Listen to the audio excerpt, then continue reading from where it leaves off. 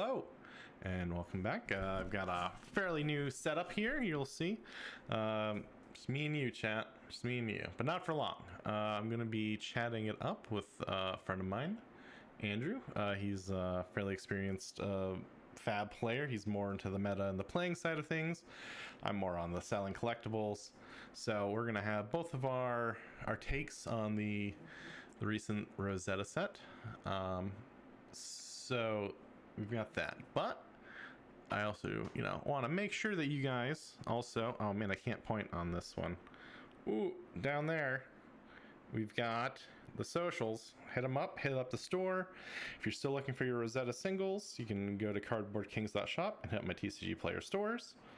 There's the direct store, which will not have Fab, and the other one that does, as well as any graded Fab cards will be on the eBay store, which you can all find there. And if you want to know when the streams are happening, because everything is guerrilla at this point and not really scheduled, hit up my Facebook, Instagram, or Twitter. And all that information is down below, as well as in the descriptions of the videos.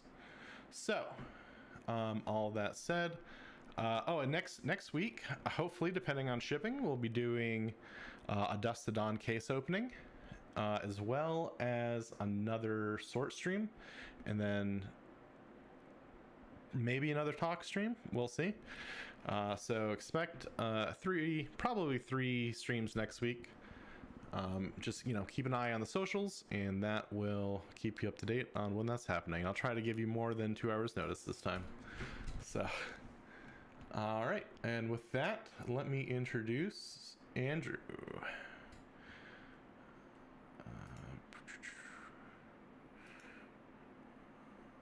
There you are. Oh, it's still there. Okay. Hey, how's it going, Dan? Good. Yourself? I am doing fantastic. It's great to hear. Why don't you introduce yourself a bit and talk about your history with the game?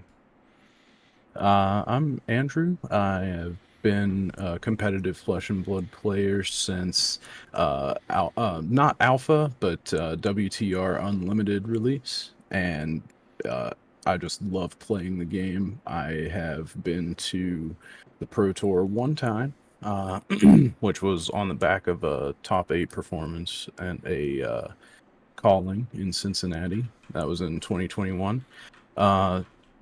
I haven't done too much recently, but I do play on Talishar a lot.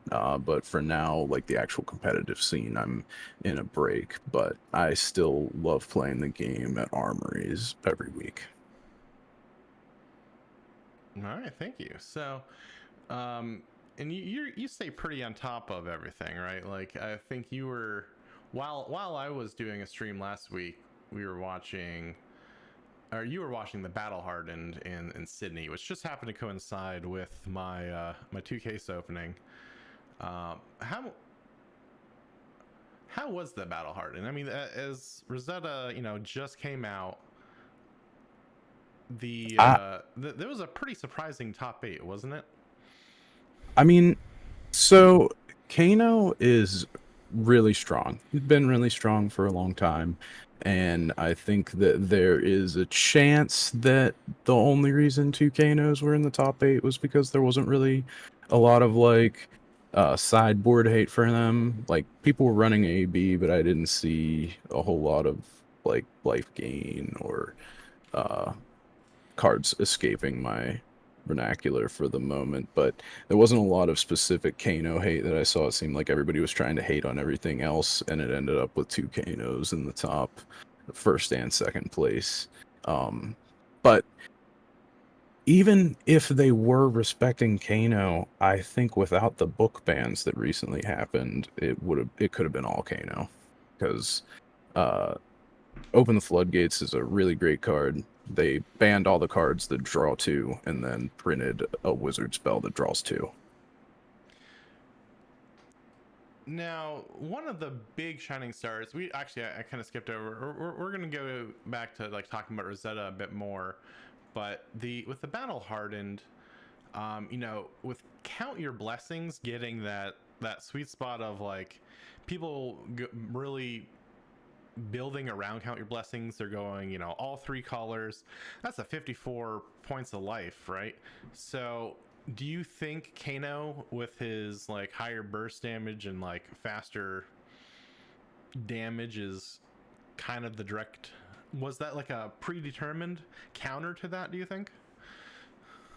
I am not sure. I actually think that Count Your Blessings. I mean, I did not get to catch the game that would have been Florian if there was a Florian versus Kano game. I don't think I caught it. But in my head, I would think that the instance wouldn't be as much of a burden as they would be against a physical hero since they don't block. But uh, I actually think that Kano is probably there in spite of the life gain. Like, usually life gain is a great way to combat arcane damage. So you would think, well, if you come up against a whole bunch of life gain, Kano's going to have a problem. But if the burst is multiplicative, can't really heal yourself in the one burst turn.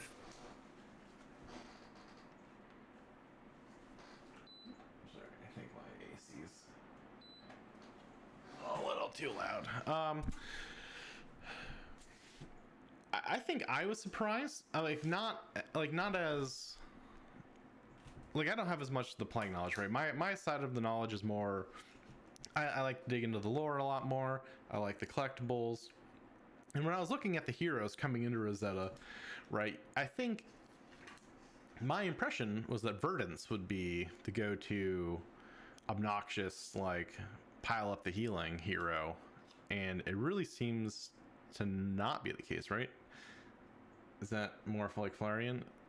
Well, Verdance has her life gain deck as well, and she has a separate uh combo. Like, she does deal a lot of damage when she gains a lot of life, but that deck didn't top 8, and just because it didn't top 8 the first time doesn't mean that it isn't going to exist soon.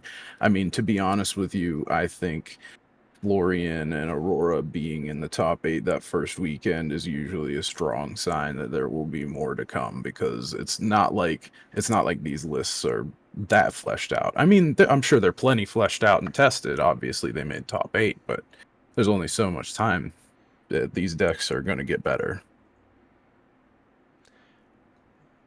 Yeah, and I think, you know, what was really surprising to me, like looking at kind of like a price and sales side of things, like I did expect Verdance to stay up higher, but not to the point where she's still the most expensive.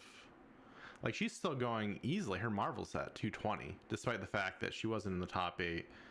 And then Aurora rose up over Florian Well, just by see, a hair, right? Like, a lot of times people will try and convince you that it's a player's meta, and 99% of the time that's true. But whenever you're talking about the women of Fab and the blinged out versions of them, I think that there is the waifu tax, and that is probably what's happening there, because I don't know if Verdance is the worst or the best of the 4, but the Marvel is still going to be the most expensive one.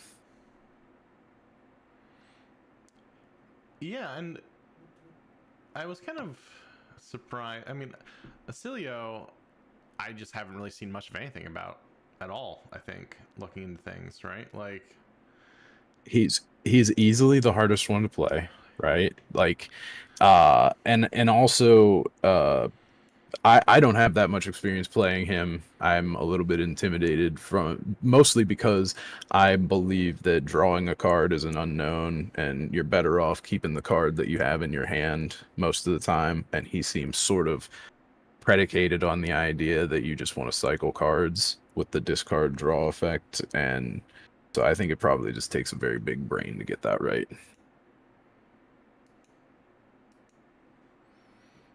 so I guess we've been talking about the heroes a bit, and you know, their effect on the battle hardened in Sydney. But like, what have been your overall impressions of the set so far? Um, I I just love the set.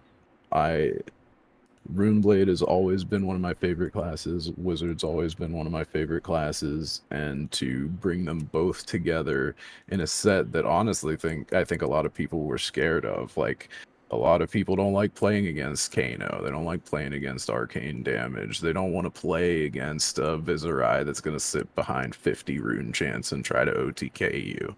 So I think that there's a lot of good reasons to maybe have been wary about this set, but I love a high power level, and for a set that has 4 different copies of Runaways, it seems very high powered to me.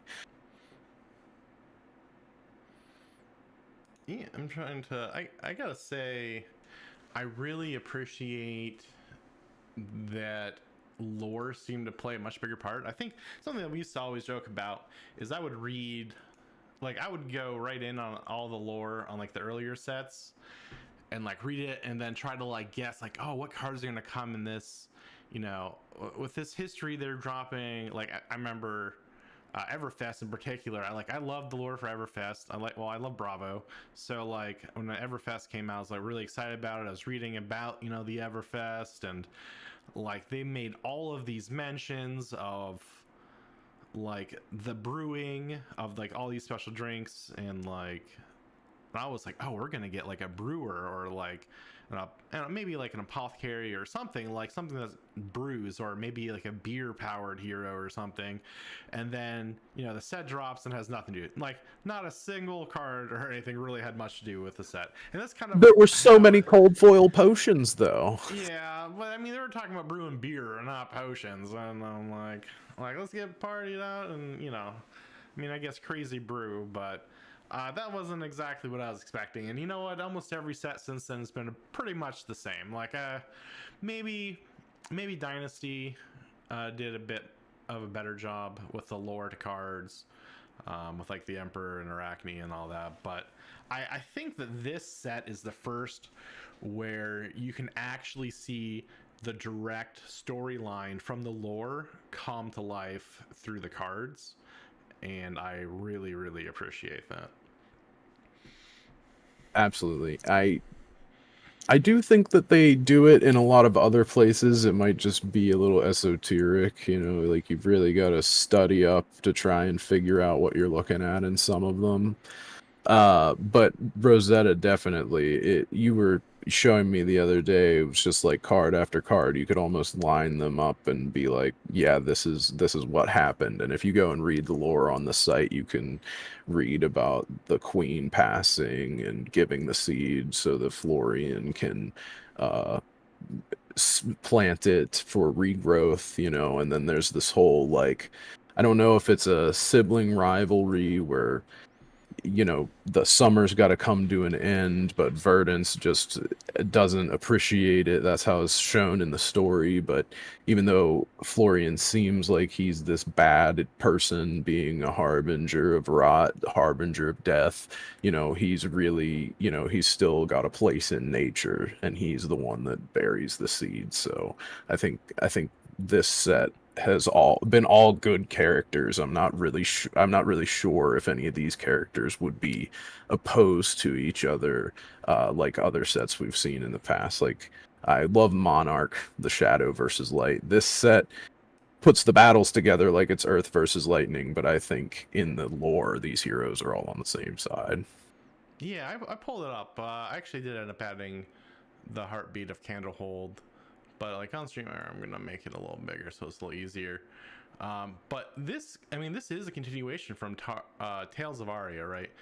Yeah, When we first started talking about the Queen of Candlehold, right, and then we see her in embodiment of Earth, and you know, she's lively and powerful on her little throne. But then with this set, you know, we see the full cycle, right? We see, you know, Germinate, where she's like going to die. Summer's Fall is the big procession. Seeds of Tomorrow is kind of the passing of the power to Florian before he summons his rune blade. Felling of the Crown is her actually like in a decomposed state. Um, Actually, wait a Yeah, second. that seemed like felling the crown could have been like a funeral. Yeah, but the with felling of the crown, you also you see this big sprout coming up, right, which leads into our art card and the rise of Verdance, right? Earth's embrace into Verdance, and then she takes her place with the heartbeat of Candlehold. And I just love the fact, even like the art cards are involved. This is, I think, I don't think, I mean, this is the first set with an art card, which I was very interested. Well, I was no, I shouldn't say I was interested by. I was frustrated by while opening, but I can appreciate it now.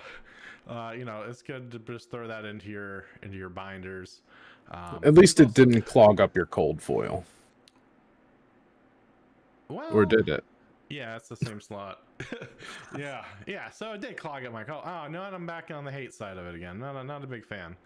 Um, but I really appreciate because I mean this is a long, like 1 2 3 4 5 6 7 8 9, that's 10 card, that's a 10 card chain to tell a story.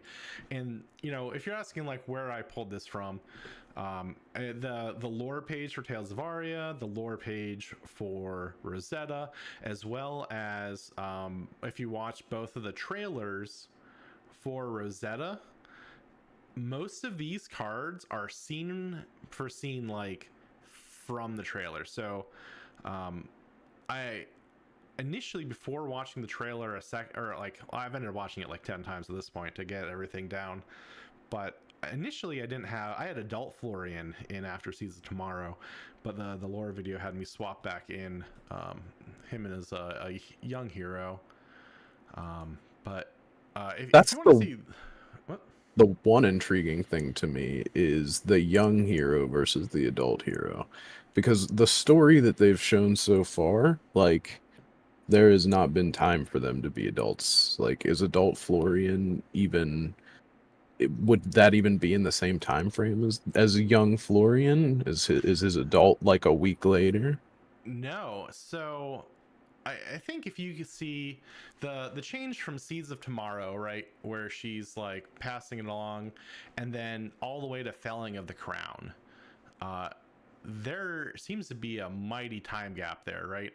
As the tree's losing its leaves, she's like decaying away. So we don't actually know what type of time skip that is, but there's enough time for the sprout. I don't know if there's a proper term for the sprouting happening in Felling of the Crown, and the main feature in it, but it seems to be at least one season, like one full rotation of seasons before, because I think it goes from like fall to winter, and then like I think new spring, right, is where we're supposed to be seeing the sprouts coming up into the tree with all of its leaves again on the art card, and then the blooming of that sprout into Earth's embrace, which gives us verdance, which is very much a spring, right? So I think there's at least half a year time gap here. Without, I mean, I think it's probably way longer than that, because after we see Earth's embrace and young verdance here, and it cuts sort of the heartbeat of Candlehold, which is obviously the more adult one. In the trailers, that's also where we start getting introduced to adult Florian. So I do think it works out. The time difference between young verdance to adult is actually, I think, more sketchy in my eyes, because we don't really see that progression of time through either the seasons or like the tree. But and I don't know, there might be more cards. Like, this is just what I was able to pull, but I mean, a 10 card sequence is still pretty impressive. I mean, like I said, with the adult Florian, it could even be 11, maybe 12 if I went more into some of the cards. But yeah, I've just been so impressed by having so many cards in this set dedicated to like the lore. Well, have you thought about which one of these is your favorite art?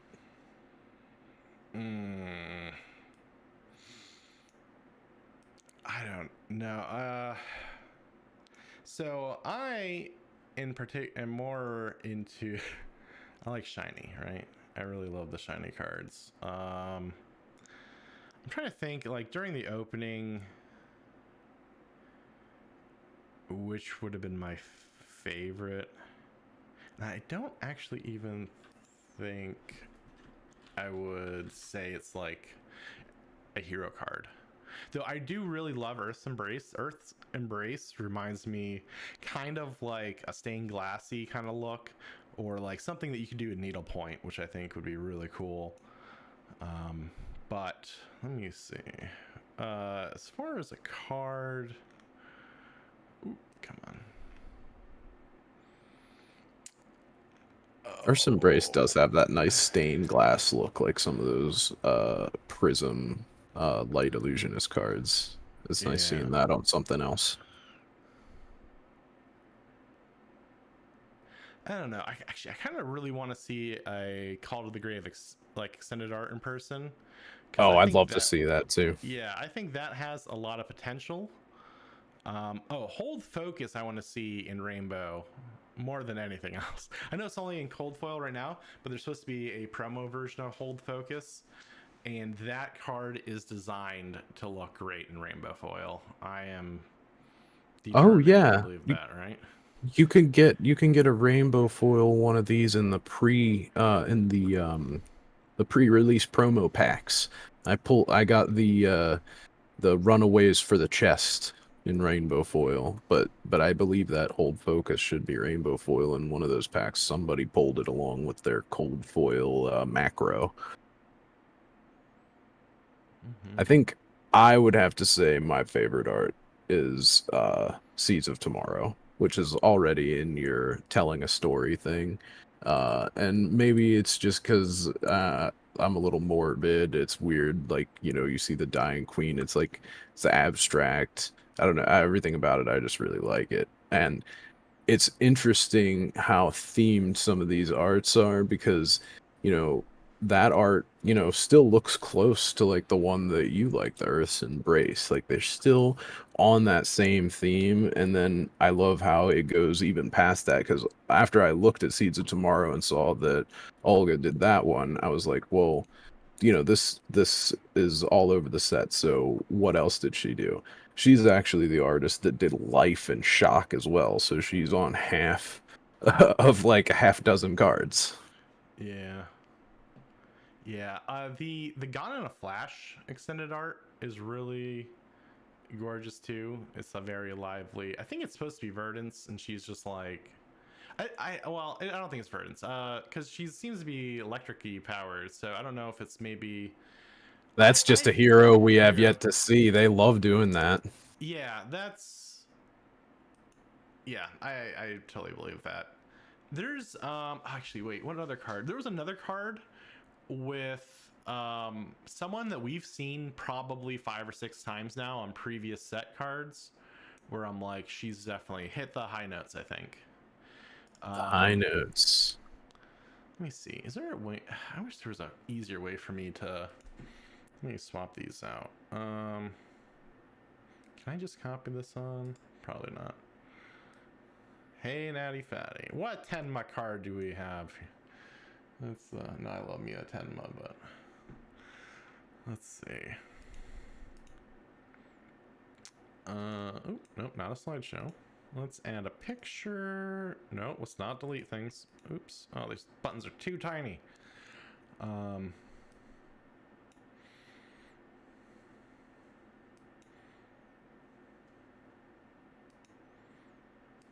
do I have to? Oh, I have to save it first. Oh, that's annoying. Okay. Save it. OBS. Browse. Hit the high notes. Okay. All right. So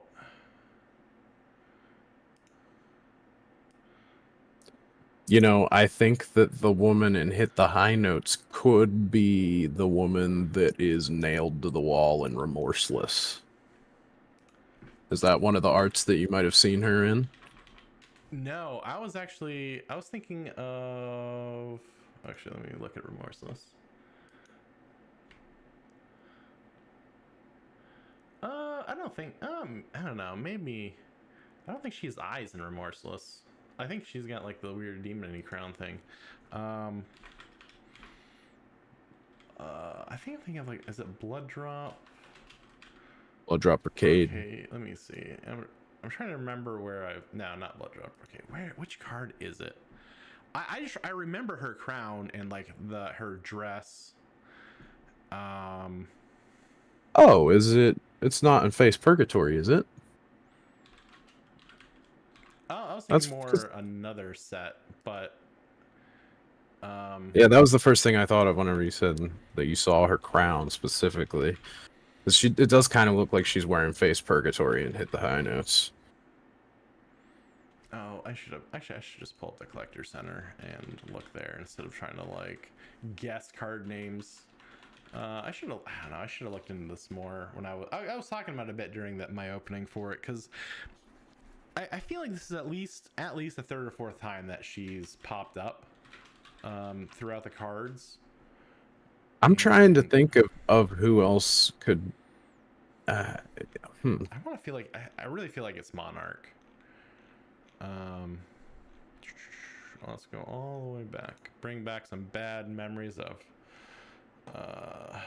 first edition pricing. Let's take a look. No, I don't want to look at the Everyone that played back then got burnt by that. It's just. Yeah, I know. I love the amount I paid for a single box to be less than what a case is now. Yeah. Hurts right in the soul. Okay. No, I don't need everything big. All right, I'm just gonna keep scrolling, but yeah, she's just one we've seen. Who else? I think it's Valda. I think we saw several times. I think she's in Cartilage Crush, right? And then Cranial Crush is Balda. Okay, Cranial Crush, and then there were a couple promo cards I think that she showed up in as well. Oh my gosh, I'm gonna go crazy not knowing where I've seen her before. I really feel like it's an item or like an equipment. I'm trying to. Oh, is it Unhallowed Rites? Could be that. I mean, it doesn't look the Unhallowed Rites woman is the one who's in Remorseless, so probably not. But Oh yeah. Or I could see even that as like Face Purgatory, right? yeah, I mean, well, it's hard to tell because it's like yeah. you get, you see the artist's rendition. They can say make this. We don't know how specific they are, or like, is this person wearing this weird black crown thing? Is it, how specific are they told to be? Like, we already know it's supposed to be the same person, so do it this way. I have no idea.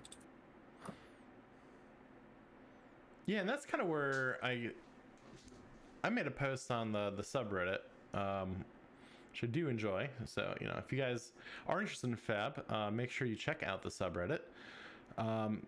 There's actually a lot of conversation on there all the time, but I made a post on there about I think it was it Bramble Spark?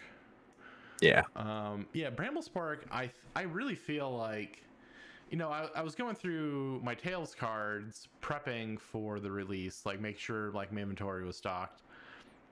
I'm going through and I'm like, I'm like, this is an Earth card, and that's the red hair. She got the same crown as Verdance, and like, she just looked a little darker, a little paler, and she was clearly about to wield a rune blade. And I was like, I bet you this, because I think that would have had to have come out because it was a Tails card. At least at that point in time, I remember James White saying that they had like an 18-month run up where like a set was prepared like 18 months before it dropped. And so they wouldn't be anywhere near Rosetta at that time. Right. I mean, and that adds so much more time. And I think that, even between Tails and now is still like almost 2 years, I think, at this point. So, potentially 3 years ago, I think maybe they were playing around with this idea potentially about like an all Rune Blade set, kind of like, you know, they went all mech with bright lights.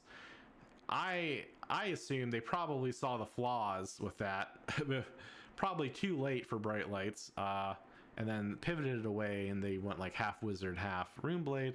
But I really think the Bramble Spark is potentially what we could have seen from you know, Verdant's, or you know, the original ideas for it.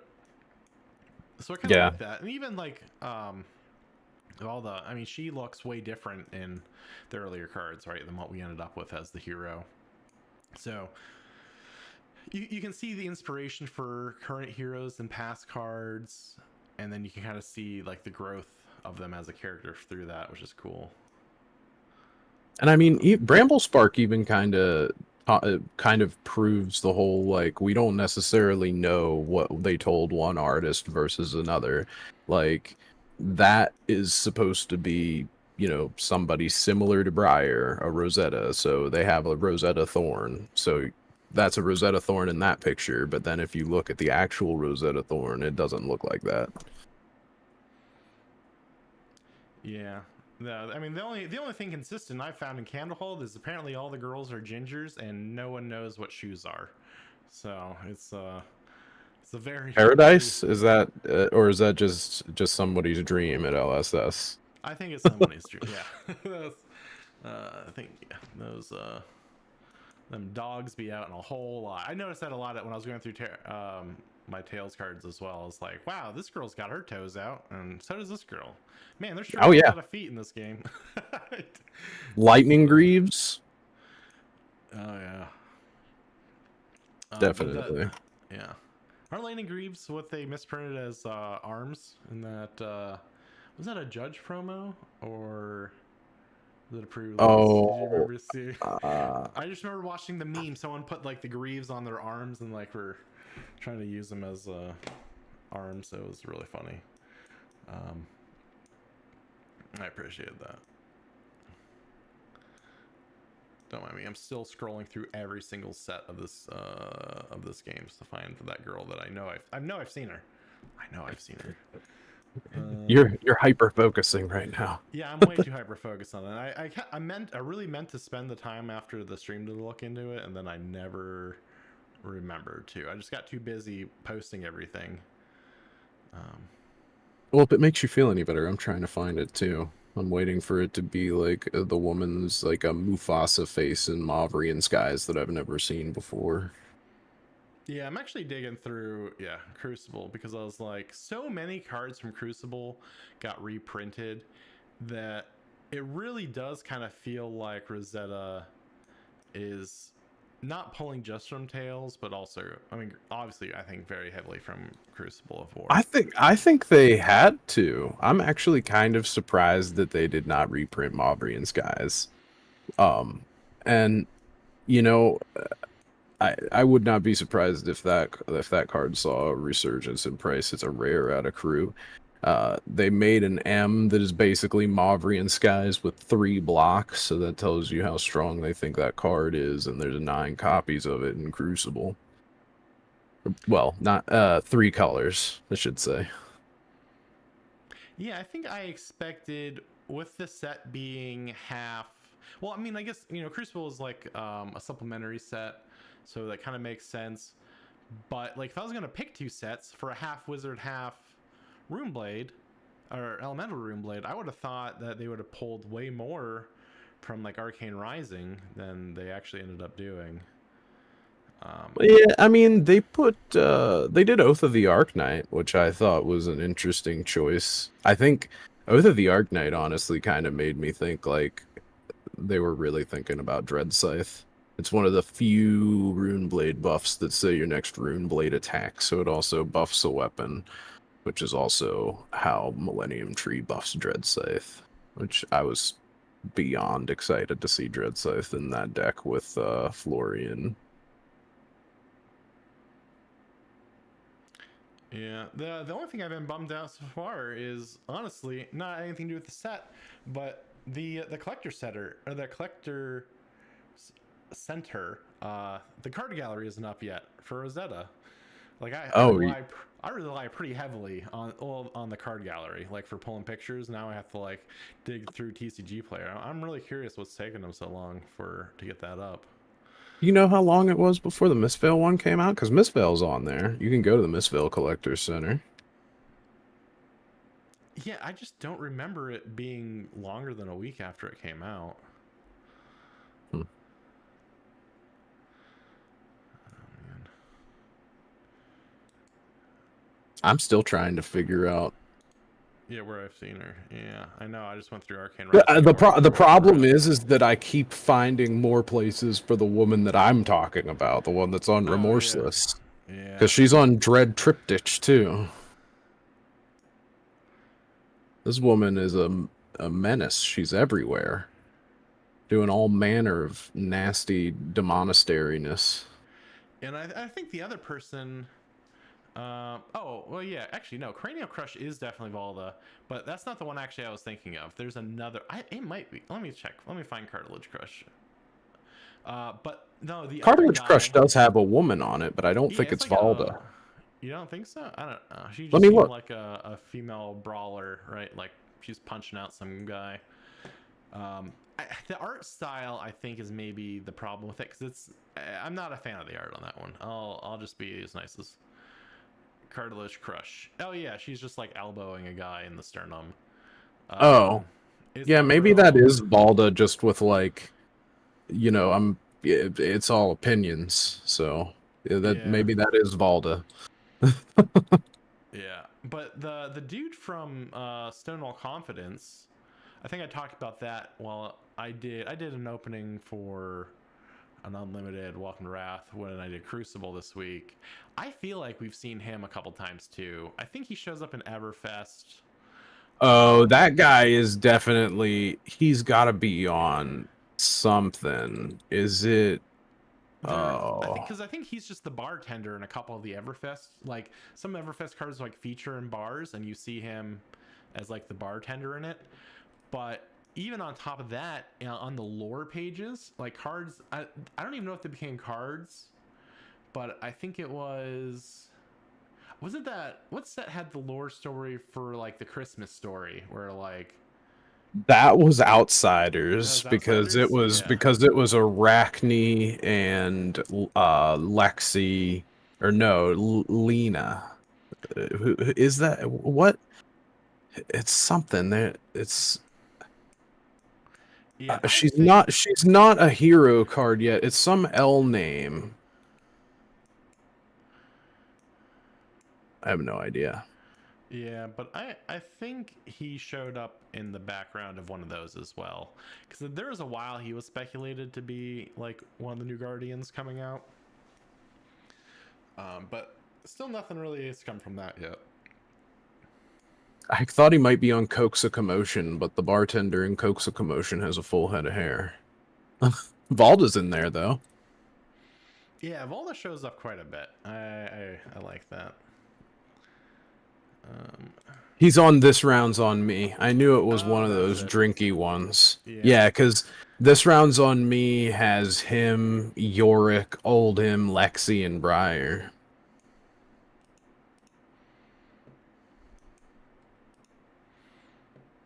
This Round's on Me is a highly underrated card, especially if it's like a go wide meta. If Ninja comes back.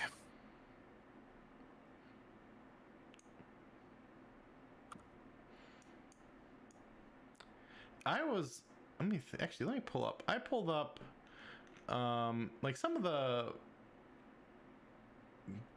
bigger selling cards. Let me see. What did I completely sell out of?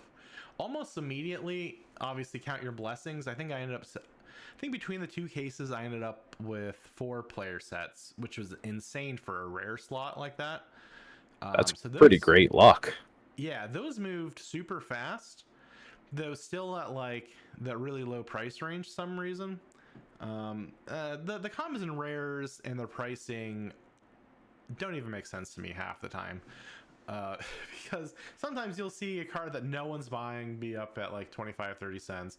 Maybe that's just like one of those first in, you can kind of dictate what the prices are going to be as long as no one's undercutting you. But count your blessings. Malefic Incantation Oh red. I sold out of. I sold man, my last one this morning, actually. you were mentioning the count your blessings, like, so the non-foils are, you know, doo-doo, whatever, but like the rainbow foils are fucking gone. Like Yeah, there's two. yeah. I think everyone's blinging out their decks. Well, Um, I think people are finally like waking up to the fact that it's like, yes, some people still like rainbow foils. No, they don't care if it might be a little bit pringled, because guess what? It's going to be next to all the other Pringles in their deck too. If the whole thing is rainbow foiled, it's going to be fine. If you double sleeve it, it's going to be fine. yeah, I mean, I always sell mine at a premium. Oh, actually, So Tomorrow. So Tomorrow was not. That was a Tails card. Um, all of mine Yeah, so disappeared tomorrow went. like right before. Well, I think everybody wanted it. Everybody was like, "Oh, it banishes itself." Like, right? Like it's an earth card and it banishes itself. But if let's see here. I've got the deck in front of me. The top 8 Florian did not play that, because it turns out that it's really kind of easy to decompose your earth cards, and so tomorrow is not necessary, I don't think. Yeah, I think the big spec cards were definitely So Tomorrow, Channel, not Channel is a Heroic, that's right? a winner spec though, yeah. Yeah, but I don't. Did Thunder Steps end up hitting any of the decks? No. Uh I will say Channel Mount Heroic is not in the Florian deck that T8'd, but it could be in another Florian deck that might not T8 yet, but will probably.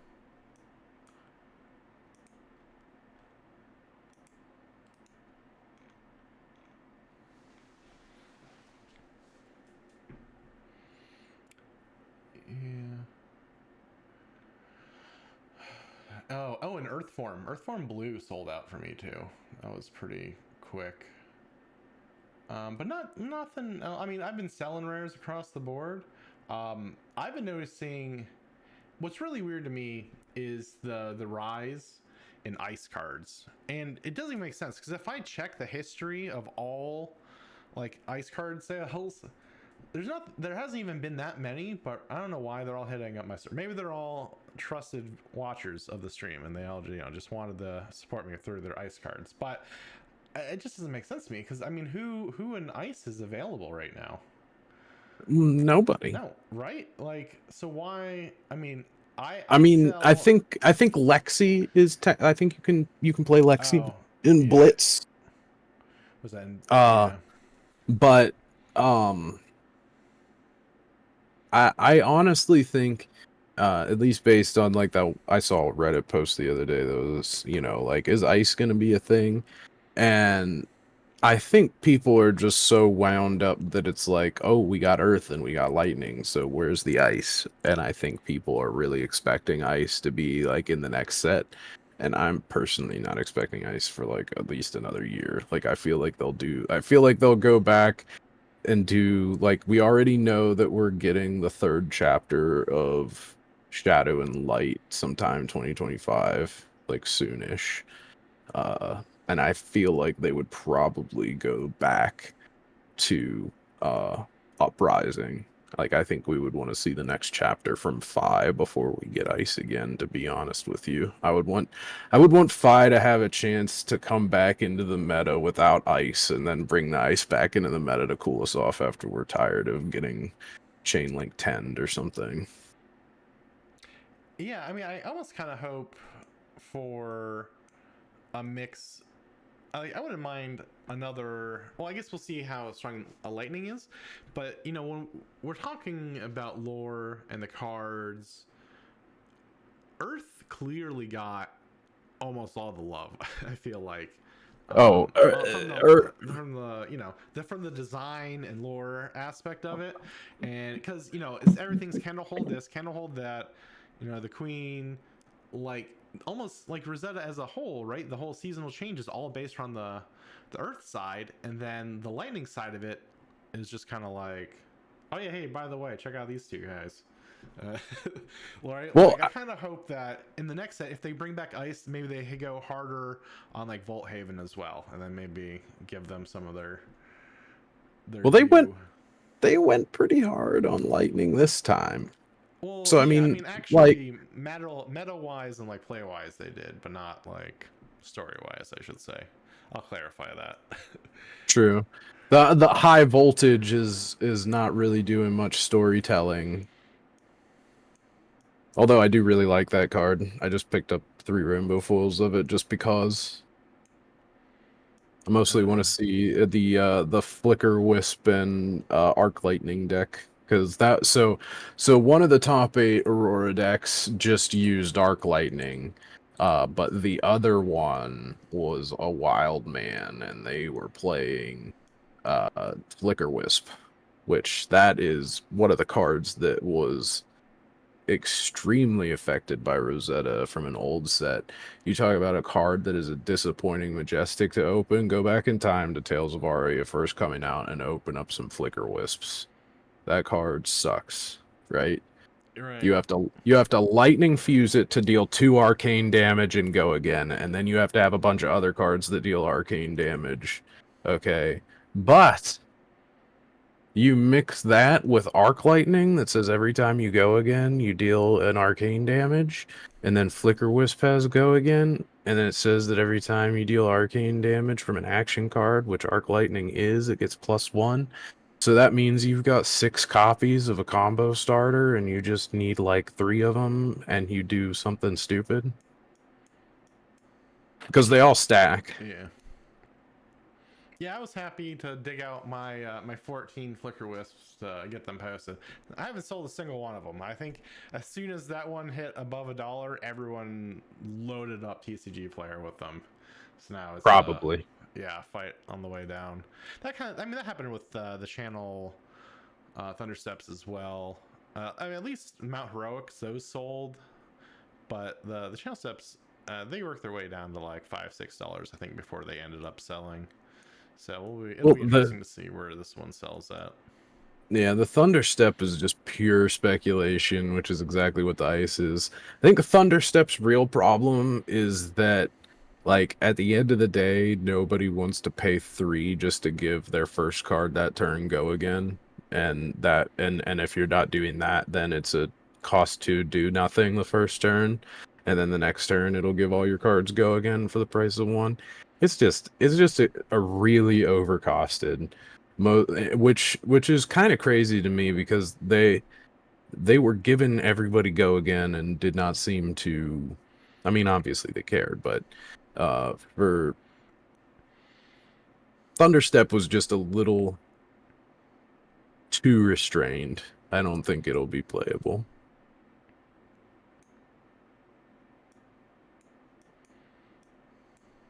Channel Lightning Valley, though, that card is very nice. That is. People weren't expecting those new channels to come with the set, and when they did, it was just like, okay, never mind. Yeah.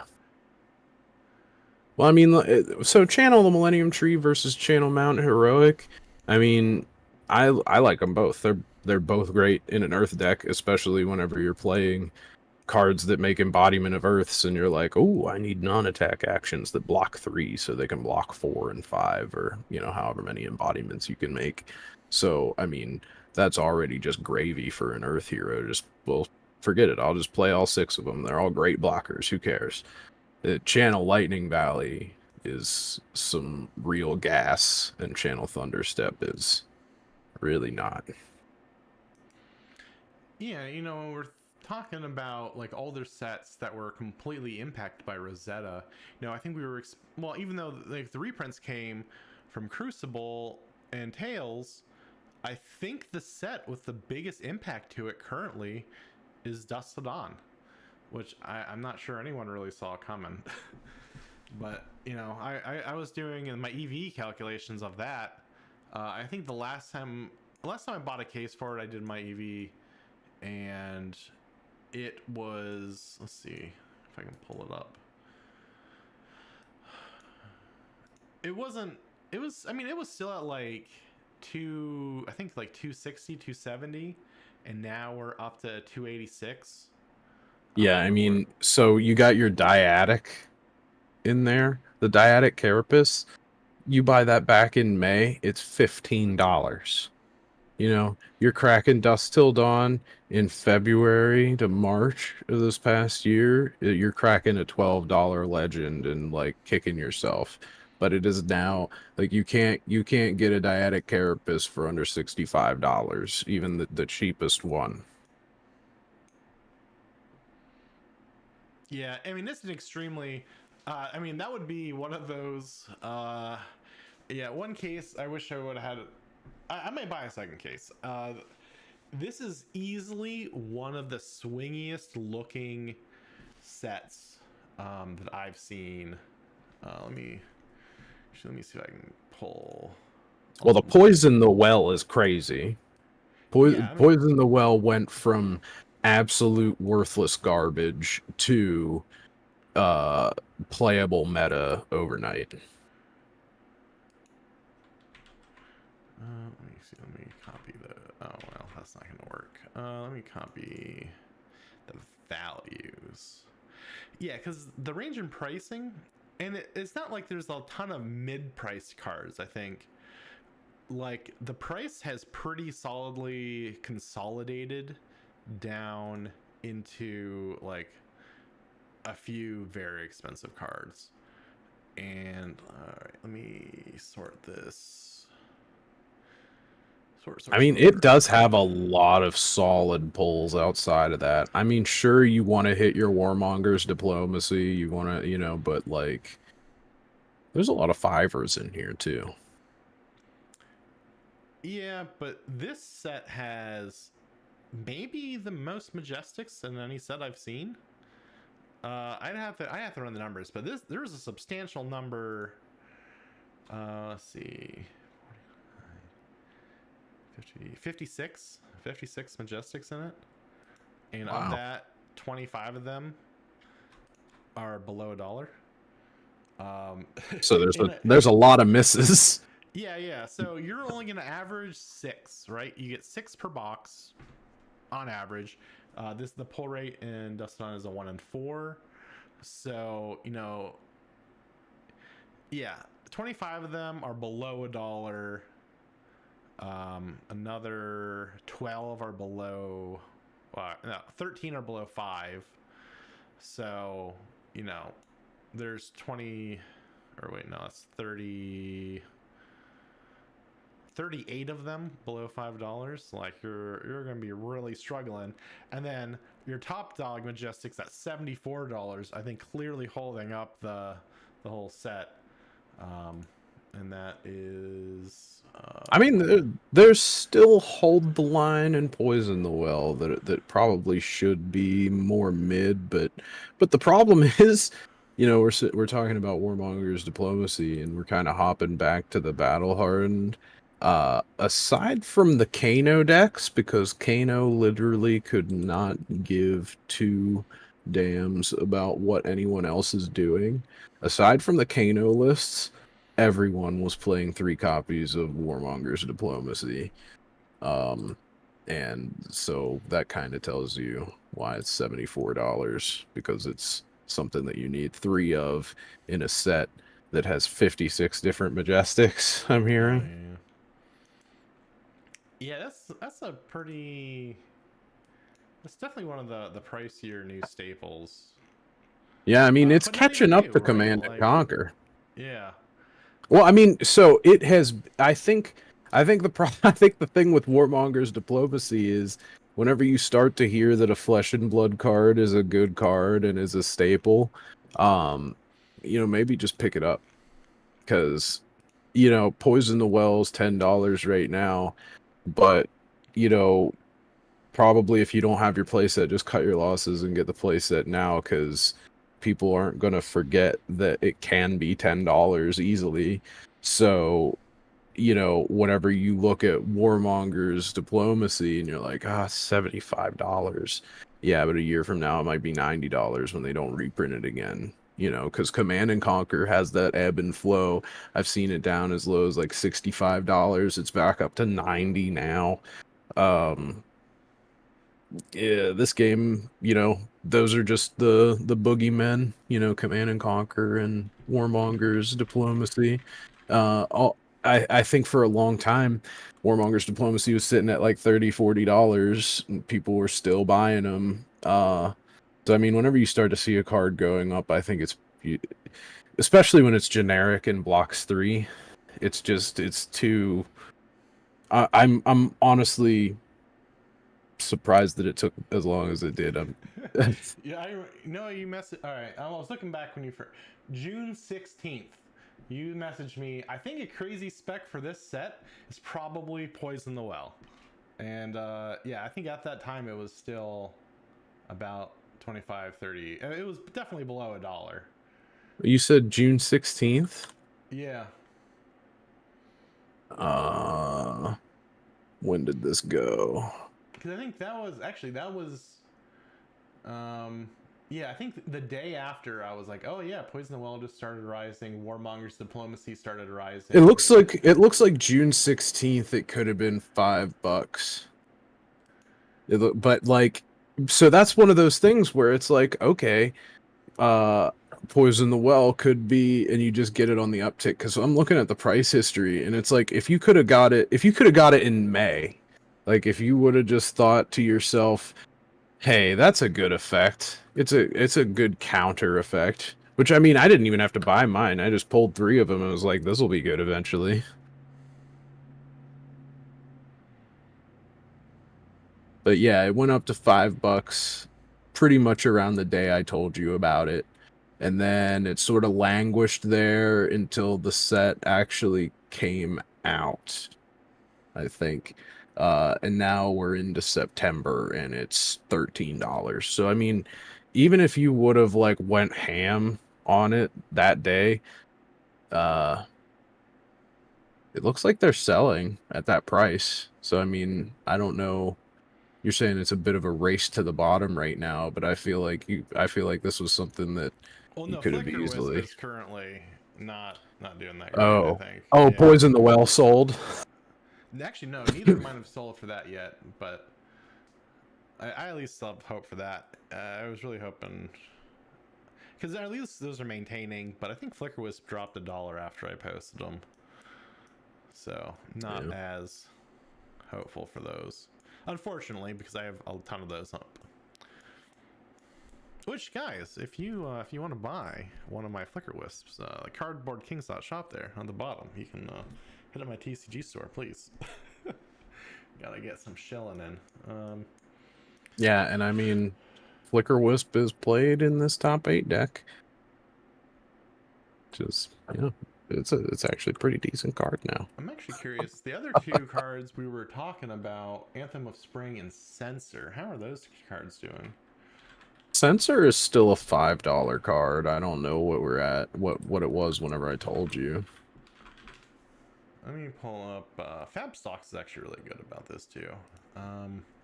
Though, I mean, I guess I used it a lot more before TCG Player really updated all of their sales information and data. But they only keep a year of data. FABTCG keeps more historical data. Why do I not see Censor? It's Dusk Till Dawn? I don't know what you're looking in. I'm just trying to do a search. Oh, I hope they didn't break the search.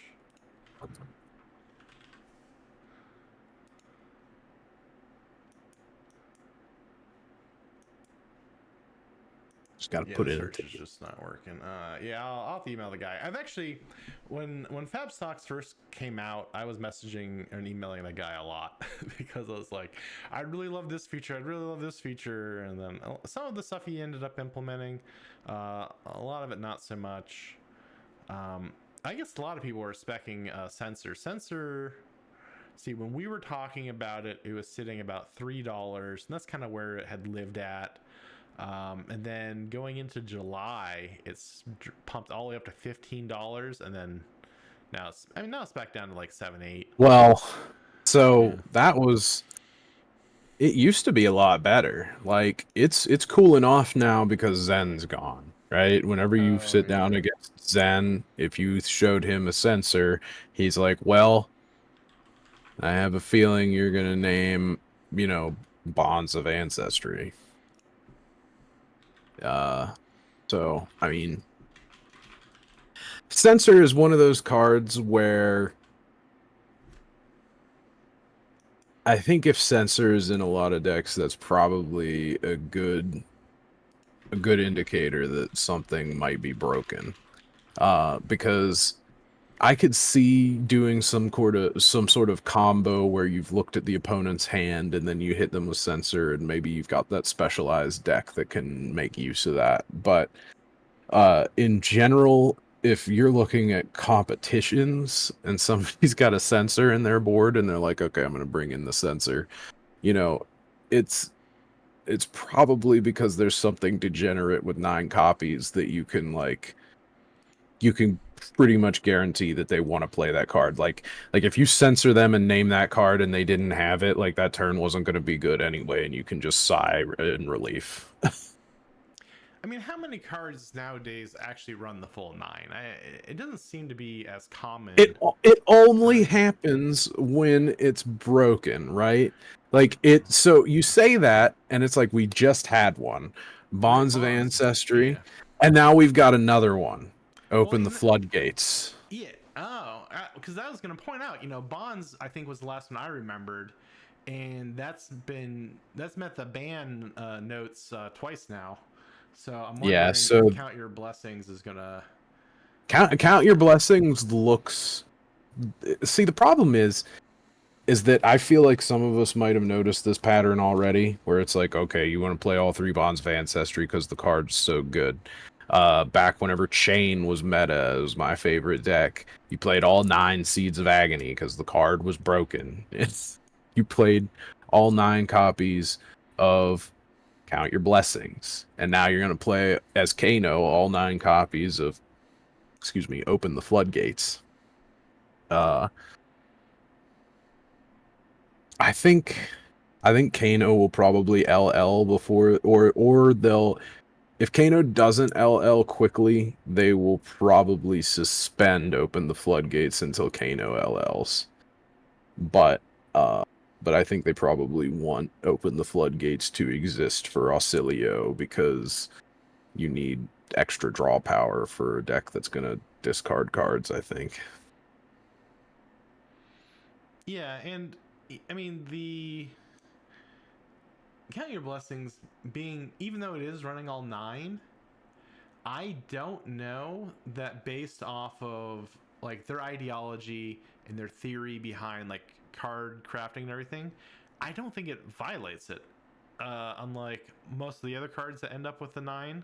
So I would honestly be surprised if they end up banning it, but I can see it. Well, in what way does it not violate it? Is it because of like the sunk costs? Like if you pay 2 to gain 1 life on the first blue one, that like that's such a setback that it makes up for the fact that whenever you play the 9th one, you play the red one and gain 12 life for 2. Like Well, because gaining 12 life for 2 resources is above rate by quite a I, lot. I mean, it's above rate, but it's not removing like agency from the game, which is kind of kind of what I want to, or what I would reduce a lot of their game design down to, right? Like, Well, um, see, I think that's an interesting point. You as a collector say that it doesn't really violate anything based on the numbers.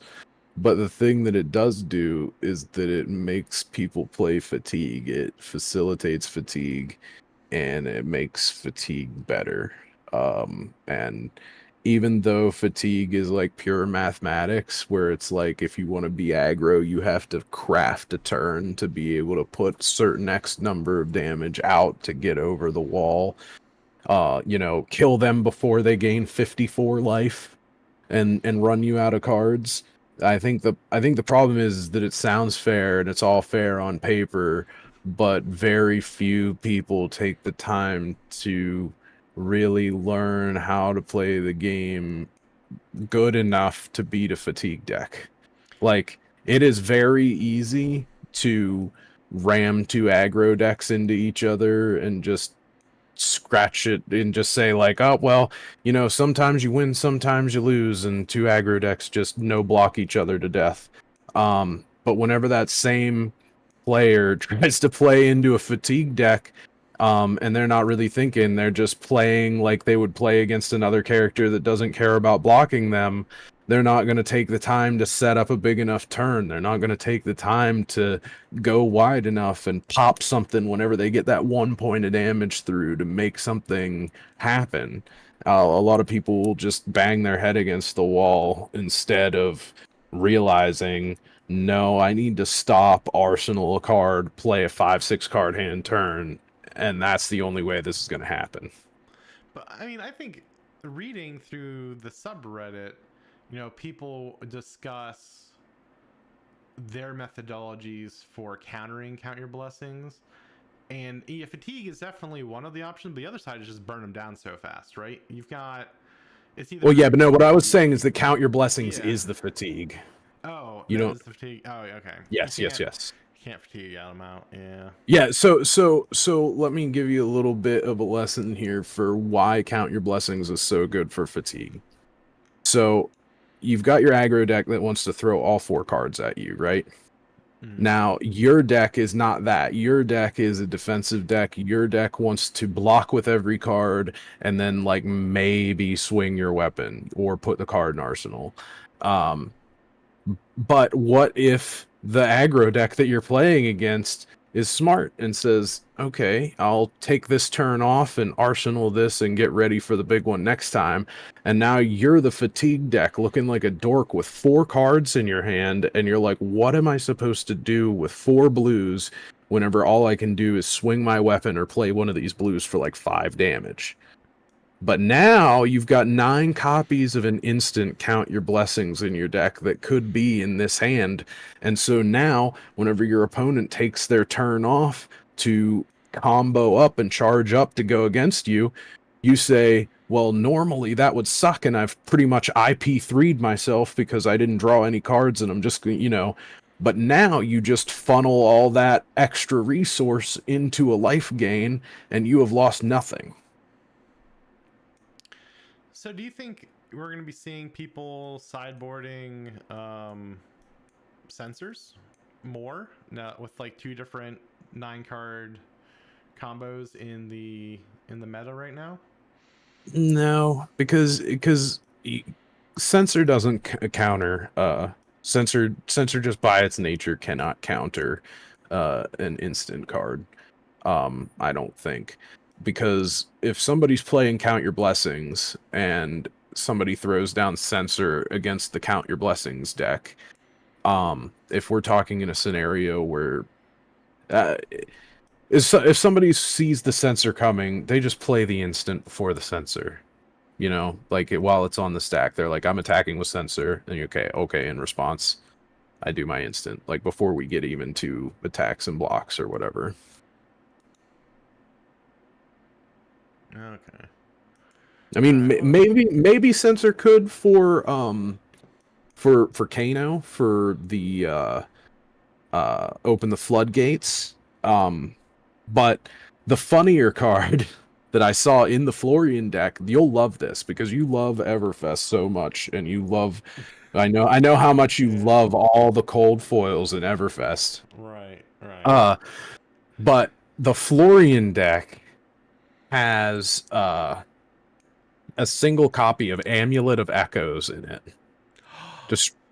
Destroy Amulet of Echoes, target hero discards 2 cards, activate this ability only if they've played 2 or more cards with the same name this turn. And I think that was in there for Open the Floodgates. I'm not 100% sure because, like I said, I didn't get to watch this guy play too much, but whenever I look at that, I'm like, yeah, that was probably for that. I was actually really curious why all my Everfest cold foils sold this week. Oh yeah, because this guy played one. Yeah, well, I didn't. I mean, no one bought just that one. Like when they bought that, they bought like 4 or 5 other cold foils along with it. So I couldn't really identify which of the targets from sales data, like which one was the key one, but I was just happy I at think least the with other sales. one that could be pretty good is Talisman of Cremation, because Phi, I think Phi could come back, because Call to the Grave. So this is something I was talking to my one friend about. Like, this might be crazy, and maybe he needs some more cards to make it happen. But Phoenix Form Phi, okay? Phoenix Form, to get the most out of it, you have to have 3 Phoenix Flames on your board attacking to get the most out of Phoenix Form. But you know, it's kind of hard. You only get to throw 1 Phoenix Flame in your graveyard, but now we've got Call to the Grave, and you can just dump your other Phoenix Flames. And that means that if you're able to dump more Phoenix Flames, then maybe you can play cards like Inflame and the other ones that bring them back to your hand. And I'm just wondering if Call to the Grave could make Phoenix Form viable. Yeah, definitely something you have to keep an eye out. So based off everything so far, like watching the first Battle Hard and everything you've been seeing, what would you say are your top 3 big specs going forward? Like, where do you think the meta is going to be going? So, so the decks that were already in the top 8, like all that stuff is like that's cat's out of the bag. Like, sorry, you're gonna be paying $30 for Plow under whatever all the Earth and Lightning cards are at now. It really hurt paying $20 for current funnel, but sure. Well, yeah, but here's where I'm. I think. Oh, sorry. Go Oh, ahead. sorry. Yeah. Yeah, I was gonna say I do think that if we're looking at this meta from the standpoint of we're seeing Kano, we're seeing Rune Blades, especially Aurora, being like the lower powered version, or not lower power. I don't want to say lower power. Lower attack value. Um, and going wider. I really think Bravo could come back because you know, as long as he doesn't run into like a prism, I think he's got a pretty good matchup into these decks. Um, and also, like, if it was me, if I was just getting into it right now, I would probably try and pick up Guardian. I would probably play Bravo or something like that, because I think the best advice for this game is like if you want to get into the game, but like you just want to play casually, just pick a deck that is not in the meta. Pick look up a battle hardened top 8 or something and pick a hero that you don't see. Like you just because if you buy a deck and you get it together when it's cheap, and then 2 sets later, 10 sets later, they print a whole bunch of support, and you only have to buy like 5, 6 cards, you know, out of that new set, and all of a sudden you've got a bang in tier 1 deck. It's going to be a big boon to have already known how to play that deck when it was bad. Like if you could hold your own when it was bad, when they give you the good shit, you will be good. Yeah. Yeah. I feel like Bravo. When I did play, the very few times I played, uh, Bravo, Bravo felt good. I think. Um, and yeah, I don't know. Maybe Guardians as a whole are a really good entry level. I think maybe that's maybe that's why we're getting a Guardian set first, right? Coming That's out. another reason I'm saying Guardian would be a great way to get into it. Like even Betsy. So right, Drink 'em Under the Table that just came out of this set that makes the opponent discard a card and you draw a card. Generally drawing a card for a Guardian's not that big of a deal, except for the fact that it lets you arsenal because you're probably not gonna have go again or anything. But I think easily some cards like Imposing Visage, Bet Big, Drink 'em Under the Table, Buckle, Tear Asunder. Those are all great Guardian cards that it's like, if the right cards come out to make Betsy or Bravo meta, those are great cards. Especially Imposing Visage. That one's super under the radar. I've always hated playing against Bravo whenever they open up like imposing visage into showtime, into search up pulverize, heave pulverize. There's probably nothing that irritates me more than that. But even right now, imposing visage can do that kind of thing on turn 0, and there's really only one cool thing to do with it. Like it only needs a little push to get good, like really good. Yeah, I think one of the things that really surprised me with the first big tournament after Mistveil came out was, you remember how like Zen just didn't really make a show, and then the first one after that very first one, Zen was everywhere. I feel like I don't remember specifically, but that might have just been I just uh remember it not well, because I think we were talking, um, because we were looking at the three new ones and like, oh, how are they going to impact this next one? And I don't think Zen really fully fleshed out until a couple weeks after the set came out, and then it was just unstoppable. well, I mean, it's possible. I mean, you already pointed out like the use of censor when it's like Zen just sort of like warped the entire format. Um, but I really wouldn't be surprised to see Zen make a comeback. So, um, back in the day, Chain was really good. They banned Seeds of Agony, and then for months, people were not playing him because they banned his key card, they banned the card that made him good, yada yada yada. Then all of a sudden, these guys showed up all playing Chain on this deck list, and boom, meta. Everybody copied that, and it's in the meta again. Um, Art of War has been banned, and that was one of the big things besides Bonds of Ancestry. Because if you take Bonds of Ancestry out of the equation, they still had Zen still had the ability to block with the Traverse and block with the Stride of Reprisal and get that Tiger in their hand.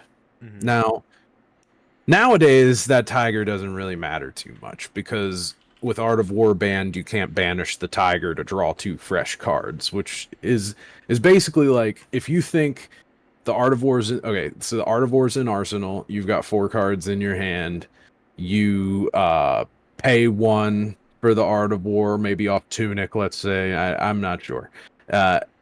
After you've blocked with the Stride of Reprisal and the uh traverse the universe.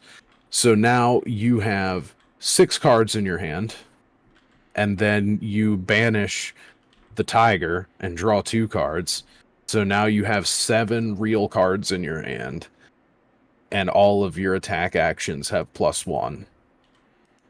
And you will probably be playing Bonds of Ancestry to plus your turn past that 7 cards because Bonds of Ancestry will search up that 8th attack for you or 8th card for you. Um, so without Art of War, Zen doesn't get 7 cards. He can only get 6 cards. But I mean, it's still pretty good. I think. Yeah, that's still pretty ridiculous. Like, Yeah, I really wouldn't be surprised to see Zen again because the main thing that makes him broken is his text. So I mean, it's great to just be like, okay, I'll search and make a card. Katsu has to throw a whole card in the graveyard to do that.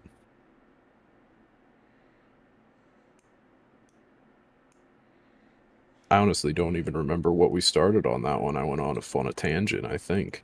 I just want Zen to come back. yeah, no, we were just talking about like some potential specs coming up. Some specs would be, I think, buy into Zen.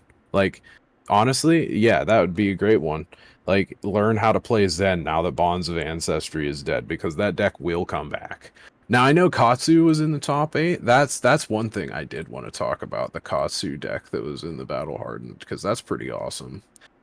I think that Katsu deck is just like, yeah, this is how ninjas work. We play good cards and we trade efficiently, and then you die. But the Whelming Gust Wave, that's got 9 copies. Might have censor for Whelming Gust Wave. Yeah. But I mean, Whelming Gust Wave doing it's a 0 for draw a card as well. That's pretty great. Uh, but yeah, I think ninjas are the ninjas being as meta as they are is kind of why I feel like Bravo could be decent, because whatever you start crippling crushing them and show timing them, they have a hard time even playing their cards. I mean, do you think Prism has any chance? Oh, I've Prism's been, great. I mean, yeah, Prism never has gone anywhere. I mean, so she got banned, and then Bino Black or somebody comes back with the new one and makes a deck, and now it's good again. It just takes a lot of practice because she doesn't have a lot of health and she has a lot of instance, and you gotta learn how to maneuver the game just right. But she's always a good deck. I think this newer Prism is probably a little bit harder to play than the old Prism. Uh, but even though she is Bravo's natural enemy and she would be around tournaments, I just feel like there's never too many of them because she is kind of hard to play. yeah, yeah. I noticed a bunch of Angel or not Angel, like Light and well, I think a couple of them were Angels, but also a lot of like Spectral token cards, selling. But I think you were saying tokens aren't necessarily just for Prism. Um, No, which tokens were those again? I think the Spectral, or I'm trying to remember what cards exactly. If it was Spectral Shields, it could have been for Spectral Enigma as Shields. well. Oh yeah, yeah, Enigma. So yeah, I'm curious. I mean, I'm I think we probably won't really know until the next big event what's actually going to be. But it's cool to. I was just really happy to see it not be just the 3 heroes that were just really, or like, well, in this case 4, but because part of the Mistveil was a cool set. I think everyone was really hyped about it, but then like I any think I other think there was a superhero lot could of roll it. Yeah, disappointment. I think there was a lot of disappointment with Zen being like as as dominant. dominant as he was. I think I think there's still a little residual salt. I think some people don't like New very much, but she's nowhere to be found in the top 8, so apparently she's not good, right? No. Yeah. Yeah. Well, I mean, I think the 3 kind of like countered each other, right? Like there should have been a balance. In a perfect world they would have, Right. sure. Because Yeah. I know, I mean, New actually did kind of counter Zen. Zen had a hard time with New, but that would be so specific. You would have to, for that to have actually mattered, Zen would have to be most of the meta, which he was there for a while. But I think against decks that play closer to fairly, assassins have a hard time generating value whenever somebody looks and decides, yeah, okay, I guess I'll block that.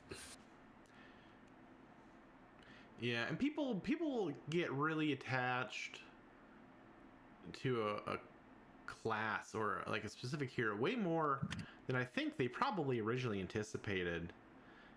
People, because I I think, mean, even I do. yeah, I don't I even think mean to.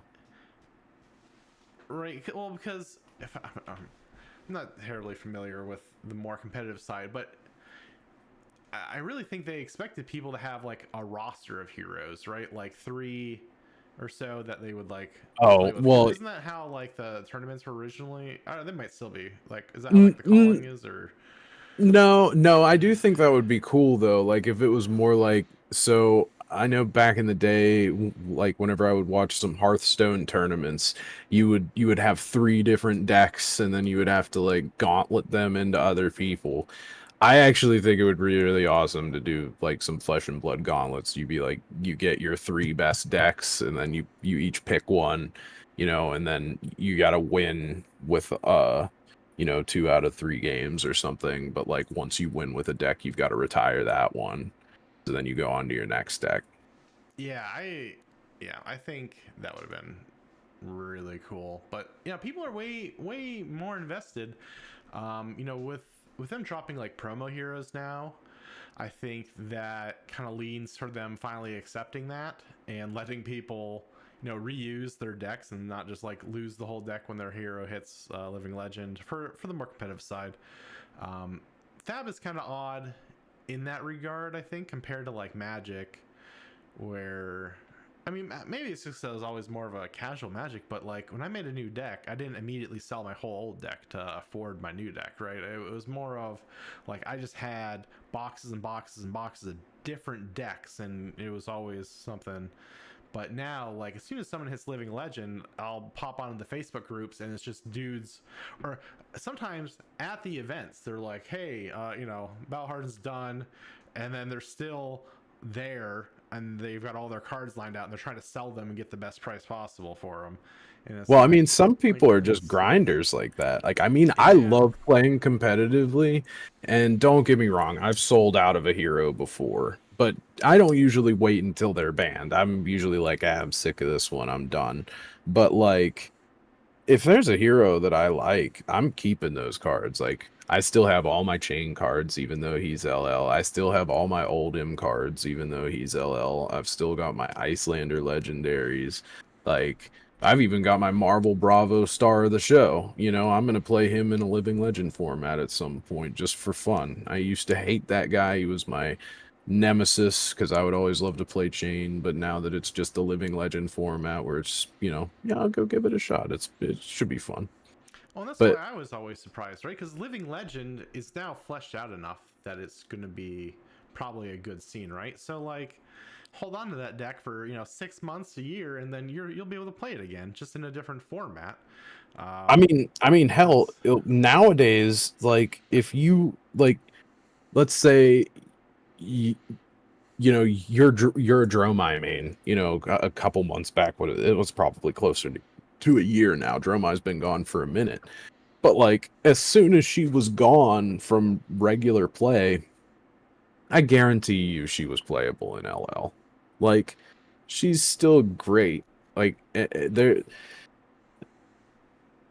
I also think that a lot of time has come since Star of the Show. Whenever Star of the Show was first put out, he was super strong and broken. And he might still be super strong and broken today, but there are plenty of other super strong and broken heroes. And to be honest with you, I used to play Magic. I don't really play it too much anymore, but the formats I like to play were high powered. I like to play Legacy. So it, you know, that's fine. Just break everybody. Once they LL, give them a new card that makes them even better. I don't even care. yeah, and that's Which why I I think think they did do. Briar just got a brand new card and she's LL'd. They put that in the expansion slot. She's the only hero that can even play that card because it's Earth on the left side and Shock on the right side. yeah, I'm still surprised seeing Briar's still sitting at like 155. Briar's the second most expensive hero in the set right now. Like I mean, she's that's she's pretty goated. I mean, if you want to play Living Legend with all these new, I mean, that's actually one of the funniest things is that arguably the hero that would get the most strength out of this set is Briar. Like, what does a Living Legend Briar deck look like today whenever you sit down against it? And are there multiple versions? Like, if you go to a Living Legend tournament and you sit down against a Briar, do you know what they're gonna do? And what are you gonna do whenever they, channel Lightning Valley into channel the Millennium Tree and then fuse Flicker Wisp and you know amp you for 5 arcane damage right there. Yeah, I mean that's pretty ridiculous. I don't know if all those cards would go in the same deck, but to think that we've already had a hero that has come and gone and LL'd because they were powerful, and now we've got a set that seems to want to make a lightning hero very powerful just on lightning cards and an earth hero very powerful just on earth cards. And now that old hero has access to all of that. And then you even think even further, now Star of the Show has access to all of this too. Yeah, and I think one of the cool things, you know, I don't know, I see them get a lot of flack for not introducing new classes as much, but when you look at like people who get really into a class, like when Zen was gone, it wasn't like, oh well, now where do I move to? Like, oh well, I can use 90% of this deck and go to it was the Katsu. Yeah, Katsu. Yeah. And you can keep playing Assassin without, or Ninja without, having to completely give up on the class. And then, you're talking about like Dromai, like when Dromai hits Living Legends, well, what can you do with those cards other than go to Living Legend, right? There's not another hero yet. So I kind of like the fact that they stack more of it. Obviously, you're going to have to introduce new classes, but I think they're now seeing the benefit of having more, like more ninjas, more guardians, more like, because people just get in that rut. They're like, I'm a guardian player. I'm only playing guardians, and if this guardian hits, I'm gonna go to the next one. And yeah, the guy turns 25 and bases their whole personality on one of these characters. Right? Yeah. So yeah, it's weird, but it's kind of cool, right? I think it's. I mean, you can argue it's not healthy to be stuck in a rut with one, but I think personally, like that passion into the game is a good sign, right? Like Absolutely. I think it's great. So there's that old saying of leave them wanting more. For every person that loved playing Dromai and then Dromai LLs and they're like legitimately like, no, like that's how much they loved playing the game. That's how much that meant to them. So as long as there's maybe a way to like it does suck because that's what's that term? It's an exit point, right? mm, So I mean, you never really want to give your players an exit point, which I think LL is supposed to be that little padding of just like, well, they're not gone forever, we have LL tournaments every once in a while. But once there's another Dromai, I know that they seem to have a habit of trying to make the next like if this hero is already LL'd and they make another one, it seems like they make a conscious effort to make the next one not as strong. yeah, and I like. Well, I mean, before Zen showed up, there was this idea that when they redid all the Living Legend points and they spread it out, they're like, there's gonna be far more events, you get far fewer points. Your cards are gonna last for a while now. And then Zen showed up and was like, hold my beer, and race straight to Living Legend. So I think that I can see why people are a little upset, but I think the promo heroes that they're starting to introduce now is really going to temper that. Give people other outlets into the heroes they want. I really hope they start dropping more promo heroes like they just did. You mean like Blaze? No, who did they just drop? Was it Ira? Oh, yes, Ira. because the adult version's brand new promo. Yes, Yeah, and because is that already out? Did I miss that? I thought it If was. that's already out, I need to buy one of them. I'll tell Maybe, you I what. don't know. They at least released it, right? They were discussing it. Everyone sees it's coming. But I think that's going to be what keeps people, right?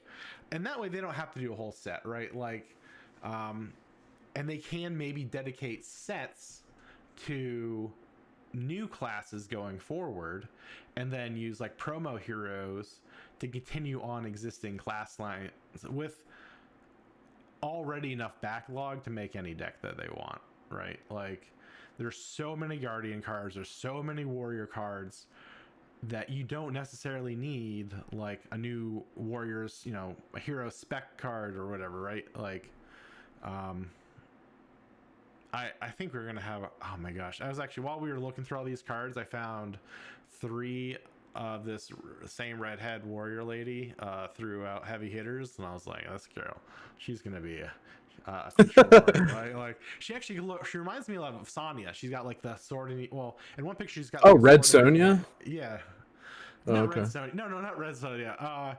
In Diablo 4. No, Diablo Oh. 3. Oh, Diablo okay. 3 in Heroes of the Storm. Well, actually, I guess specifically in Heroes of the Storm, you got named versions of the classes. So, like, Sonya was a Oh. warrior, berserker, yeah, and so she was just red hair with the 2 swords. Then they ended up introducing it to Diablo 3 and that whole universe. But the name version, yeah, she was just like a big red head, face paint, sword in each hand, and boy, do you see her in that like exact form on some of these heavy hitter cards. But she could just be dropped, right? It's like a warrior tomorrow in a promo, and there's so many warrior cards to pull from that she doesn't necessarily need a whole set, right? I mean, there's all kinds of stuff that they build around. A hero comes out and they print a couple of cards, and then all of a sudden, a card that nobody ever used before is like, oh, well, that works great with that. Yeah, It's and I all it think takes. that's an expansion slot in a new set. Like the next new set could be 3 new classes, and if they did a couple promo new adult heroes and they just put some cards to really buff them up in the expansion slot, that's really all they need to do. And I think they've set themselves up really well for that, because that allows the universe to continue. We still get new classes. We still can pull classes from the existing lore, as well as keep people happy and not have to throw away their deck. So I will say though that a lot of the people that are just like getting rid of their deck, I mean, they're just meta chasers. They're just grinders. Like, to every person out there that Zen's banned and they're sad because they can't play their kitty Zen. They weren't even playing Bonds of Ancestry. They were trying to play full Tiger Zen, and they're pissed off that Zen's gone. I mean, it I'm sorry that you wanted to play the hero that was the best hero in the game, and you wanted to play the worst version of that hero. But you should really know when the writing is on the wall, and that's just sort of a warning of like, if you don't want to play the hero that's going to LL out, like it's a little tough. Don't buy into the best deck in the format if you're worried about Living Legend.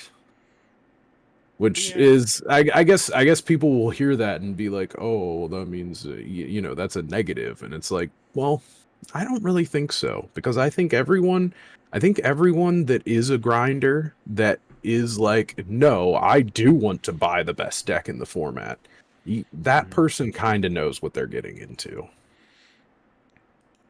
I think anyway. Yeah, Because Flesh and Blood is not the only game that you put hundreds of dollars into, and then some executive or somebody makes a decision, and then you got to make a new deck. Like, this is not a problem unique to Flesh and Blood. Just a well, different way to get to it. I mean, I think last year there was a topic about analyzing like the cost of the meta decks. And last year, the average price was around $1,600, like for a super competitive deck. And nowadays, I think it's closer to 1,000. Like I think It's definitely come down. It had to have. Had to yeah, have. yeah. And I think maybe that's just another one of those steps where I think when your competitive deck is $1,600 and you have to pivot to another hero, then unless it's like a super expensive generic, you have to kind of sell your like, unless you've got like a lot of money, right? Like, I don't know about you, but I can't come up with $1,600 to drop on a new deck like tomorrow, right? Like, it's No, you can't. And but it's one of those things where it's like, man, like, where is that average price coming from? Is it because if it's the I mean, to be fair, there has to be a large chunk of that $1,600. Like, well, first of all, if we're talking maybe a year, like, what's the most expensive tunic's ever been? $240, and it's $90 Yeah. today. Like, so I mean, first of all, prices have come down for the most part. They've printed so much more equipment that, like, in my opinion, a Find All Spring Tunic is cheap right now. In my opinion, if you want to play this game and you like the way this game looks, go out and grab a Tunic. Because I mean, I say that, but I'm also somebody that is like they're going to ban Tunic one day. Oh, I don't know, maybe not. But that was one of the things that I'd always said, right? I think when we first talked about like these way too expensive like generics, is banning really the best way to do it? I don't think so. I think just, especially when it comes to like equipment slots, I think they more will ban special. it eventually, though. Like, Well, yeah. I'm talking like maybe 5 years out. Well, yeah, but I mean, not just that. Like other, like I mean, they got rid of what Crown of Seeds or whatever. But Crown of Seeds is a different beast altogether. Because number one, that is not Crown of Seeds is not a generic. Crown of oh yeah, Seeds that's was not generic. just that just kind of shat on Earth Heroes in general. Because that was a beautiful and powerful card. It kind of deserved to go though, because that was a lot. It was an intense amount of value. I remember when Tales of Aria came out, I snatch bought like bam, I'm getting the cold foil of that card because it says draw a card on it. And that was probably like ended up being like the lesser thing that people cared about. I mean, obviously you want to draw a card because you're putting your arsenal card on the bottom, but like it was Oldhim using that leftover energy to like block a damage, and now you've got this piece of equipment that is literally blocking 15 damage over the course of a game. Yeah, but No, I if think Crown of not, yeah. yeah, Crown of Seeds is at least more in the direction I think they should have went with, just better specialized equipment instead of everyone using like the same generics. Like, why have like these all omnipotent, like super powerful generics that everyone's dumping all this money into instead of just Well, like, right there, I think that you hit on something that I think maybe people don't see or they don't realize that it's happening. James White, and this is just a guess. I could be totally wrong. Maybe I'm wrong. I'm basing this on some other things. Like whenever they made the alpha set and they printed and they said, "Oh, well, we've got the cold foil Heart of Find All, and it's the same number of alpha Black Lotuses or something like that, right? Because there's only yeah, 400 of them." And there's just so much that they've done that has just been like they're trying to hit notes. They're trying to build their brand. And this is I said something like this to you the other day, I think, where it's like collectors can't exist until there's been time to be nostalgic about something. Like you and I are collectors and we exist, but like our collection is just like it's because we like it. And that's what everybody that starts out collecting, you're just like this is happening because I like it, you know? mm-hmm. But I literally think that Tunic and I cards with Battle Worn 2, the first legends from WTR and Arcane Rising that have Battle Worn 2. Um I think that everything from those first two sets was very purposefully overpowered. I think they purposefully overpowered them. And I think that that is because back in the day, Watsy and Richard Garfield, or whoever you want to say is responsible for all the Power Nine. I don't know if Richard Garfield made all the Power Nine specifically, or if there were other people on the team that worked with those. But it's like they didn't realize that draw three cards was ridiculous. They didn't Right. realize that take an extra turn for two was way, way, way too good. They didn't realize XYZ. I think that they knew just exactly how good some of these cards were. Like, but I think that they are knowingly building a real world uh, uh, for lack of a better term, like a kayfabe around these cards. Like they make Tunic the best thing in the slot and make it so everybody has it, and it's an attractive green dress that gives you resource every turn. Like I mean, it's I think that they're trying to build icons to look back on. Like I think the reason Tunic has to be banned one day is because they have to admit that it's so good, and I think that they did that on purpose and they made it so good so that there is that level of looking back on, wow, wasn't the Black Lotus the best card? Wow, wasn't Tunic the best card? That's what I think. Oh, see, because when I think about like equipment staples that are generic, I always wonder if the design originally was to have like, because they're not ever like in your deck, right? I mean, they're in your list deck that you supply, but like the ability to very easily have like an external card be used through like three or four of your decks, you know, instead of buying four chests, right? You just have one Tunic. And I could see them designing it around, or with the idea that yeah, I mean, they'll save money in the long term, right? Instead of buying, maybe 4 or 5 mid-priced chests, they can just buy one expensive one.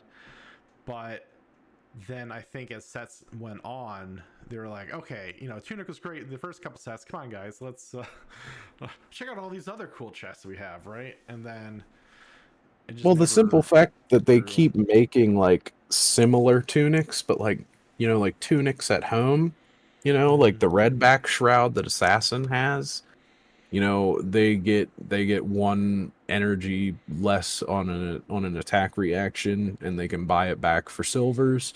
You know, cards like that are kind of why I think that Tunic will go eventually, because I think that eventually they will move to like, okay, you've got your class Tunic, you buy the Azalea Armory deck and you get your hidden agenda, and that's what you play instead of your Tunic, and or some other card.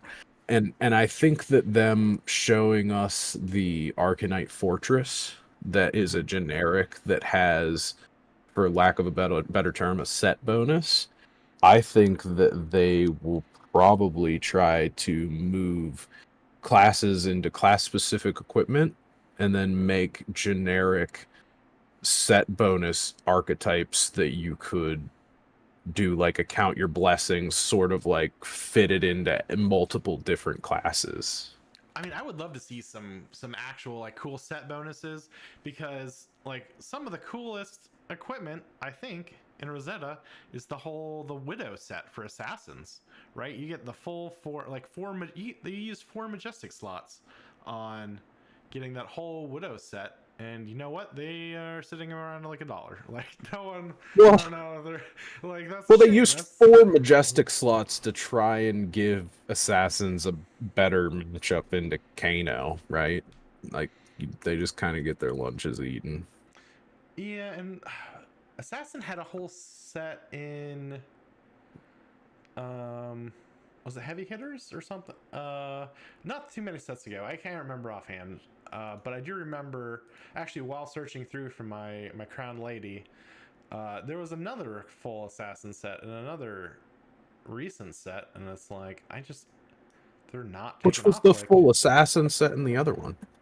I don't know. I can't remember. I just remember seeing it. I was like, oh, they did the same thing with Widow. I wonder why that never took off. And then the name of the set won't escape my mind, because you know what? I've never seen it or sold it, and I mean, that probably is all that needs to be said about that Was it set. out? Oh, it was Outsiders, Outsiders. Oh, okay. Yeah. probably. Yeah. I feel like Outsiders, Outsiders had a Outsiders is decent. always the set that you're bad mouthing. Y'all don't like Outsiders very much. Outsiders is filthy to open. I cannot stand it. Uh, because they made a lot of terrible decisions in the pack design for that one. Or I don't know how else to phrase it, because you could just open up like all commons and tokens in that one. Like or you weren't guaranteed the rares and like the rare slots for some reason. Yeah, they were really trying some stuff out for the limited in that one. Yeah, did not appreciate it because I was like, because I remember I was doing like the well, I think before I opened it, I never really took into consideration the fact that like because I don't think there was actually two rare slots. I think it was there only one technically rare, and then like an expansion that could have rares, and then I technically a think the foil for swing rares, right? was Like, you could have from 0 to 3 rares, right? yeah, Or was it 1 was the I minimum? think it might have been 0 because I do think there was times when I wouldn't open a rare, and I'm just like, ew, like, like who wants to open a pack and just get commons? Like, it's I feel like I mean my experience with Outsiders is skewed because that Outsiders is probably what I opened the most of because it was the first time because I fell in love with Uzuri because I thought oh Arachne was yeah, going to be great and then the full-fledged assassin set comes out and it's Uzuri. I mean I play new now as well, but you know I went real hard on Outsiders and it actually treated me all right.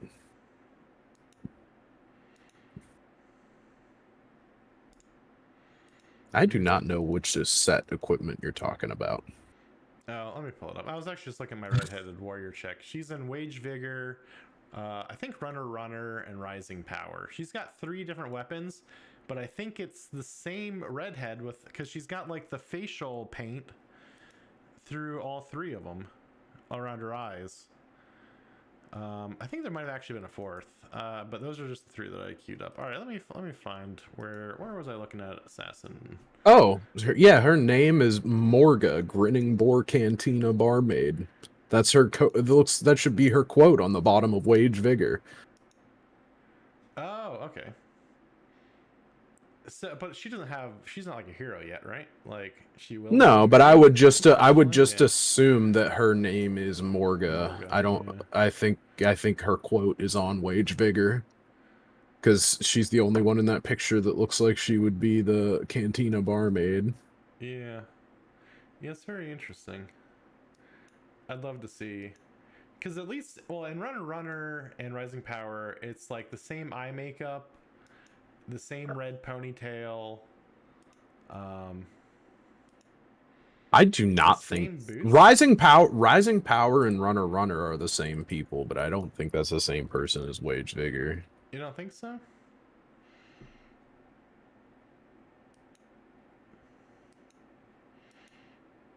Maybe not. And but what's weird to me is Rising Power is Brute Guardian, and Runner. Well, I guess that's Brute. Wait, Rising Power is Brute Guardian, and Runner is Brute Warrior. So maybe she ends up a Brute down the road. Could be. Yeah, because I was looking at Wage Vigor, and that's Guardian Warrior. So like this, I'm it's not all 3. entirely Yeah. sure. Well, I guess Leviah is not a brute. So it's weird because whenever brutes first showed up, they were like Rhinar and KO, and we thought that brutes were like a race. But then Mm-hmm. Leviah, we know from young Leviah that she was just a human. So even adult, like young Leviah and adult Leviah, like sure they're taken over by a demon, but she's still not a brute because I don't believe that Rhinar and KO are like spawned from the shadow. Like I think brute probably is just like a fighting style if we're talking within fab terms, right? Yeah. I wonder if we're gonna get a real name for what Rhinar is, or if they'll just call them brutes. Because that's actually one thing I didn't think about. I think they were all. I think in like the old lore books, they're directly called brutes. Like it wasn't a class, like it was their race. But I'm not 100%. I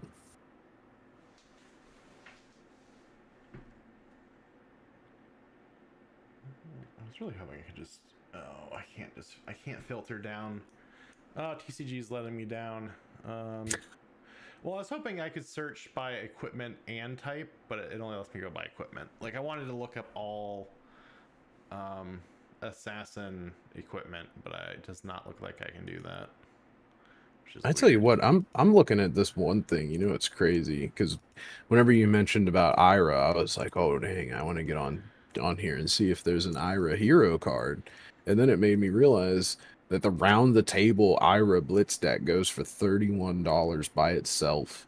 And you can buy the whole deck set with the freaking mat and everything for like $40. So man, this is something I don't know. Every once in a while, whenever I'm like looking at stuff, I was like, man, if I didn't already own like every card practically, now would be like a good time.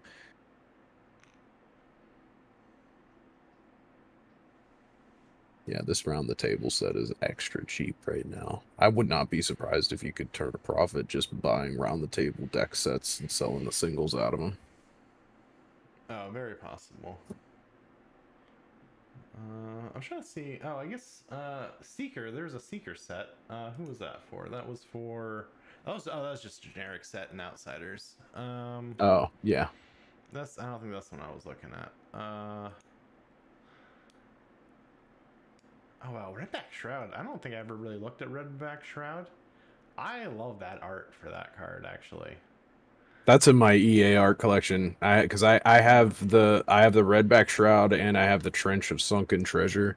I love the EA cold foil equipment in this game. Is one of my favorite things. Actually, I didn't see. Did Soy May have any cards in this set? Like, they're probably Ooh, the artists I look for the most. I don't know. Let me check out the I card Let me search. tell you how much I've been trying to find her art proofs or art cards for. Like for your birthday in particular, I was looking to get some art cards of hers for you.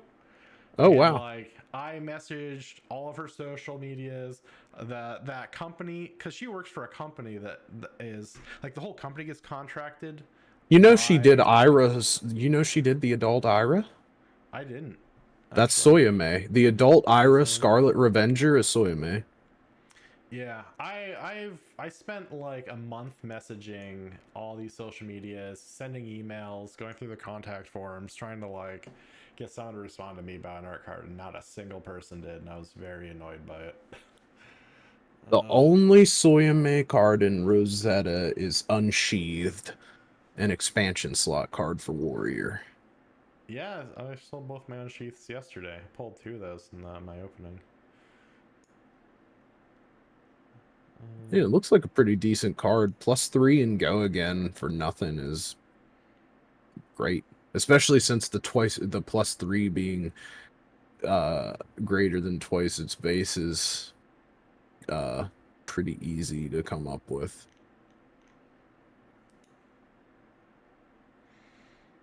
Man, that Ira card looks great. Yeah, that's unfortunate how much I want that. yeah.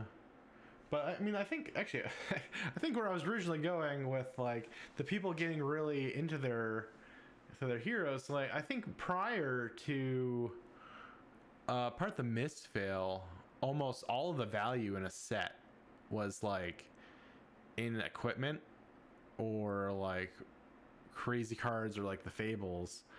But especially with Rosetta now, right? Like you look at the top 10 cards and you know only 3 of them aren't heroes, I think. Like that's crazy to me that all of the value is finally starting to set into the heroes, I think, as people invest in the heroes that they really like. I mean, it does make sense to me because in my estimation, I've always thought that this game was a lot like stuff like Dota or League of Legends. Like, whatever hero you like playing as, you are way more likely to buy the skins for. Whatever hero you like to play in Flesh and Blood, you are way more likely to buy the marvels and foils and whatnot. And for good reason. I mean, honest, I pulled that Florian Rotwood Harbinger Marvel out of my packs just randomly, and he was the one I wanted. I was over the moon. I mean, they look great. These Marvels are amazing.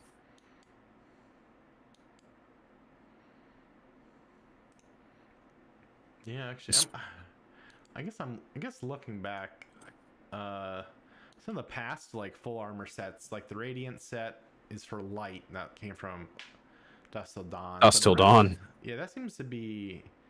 What was the other one? There's a generic one from that. The Frontline set was a generic set. That was also another cool full set. Oh, that one sucks so bad Yeah, though. it sucks, but I like that they do go for those sets. I wonder how they would actually. I mean, I guess you could just add it as a line, like if like you've got all these sets, but also with the way.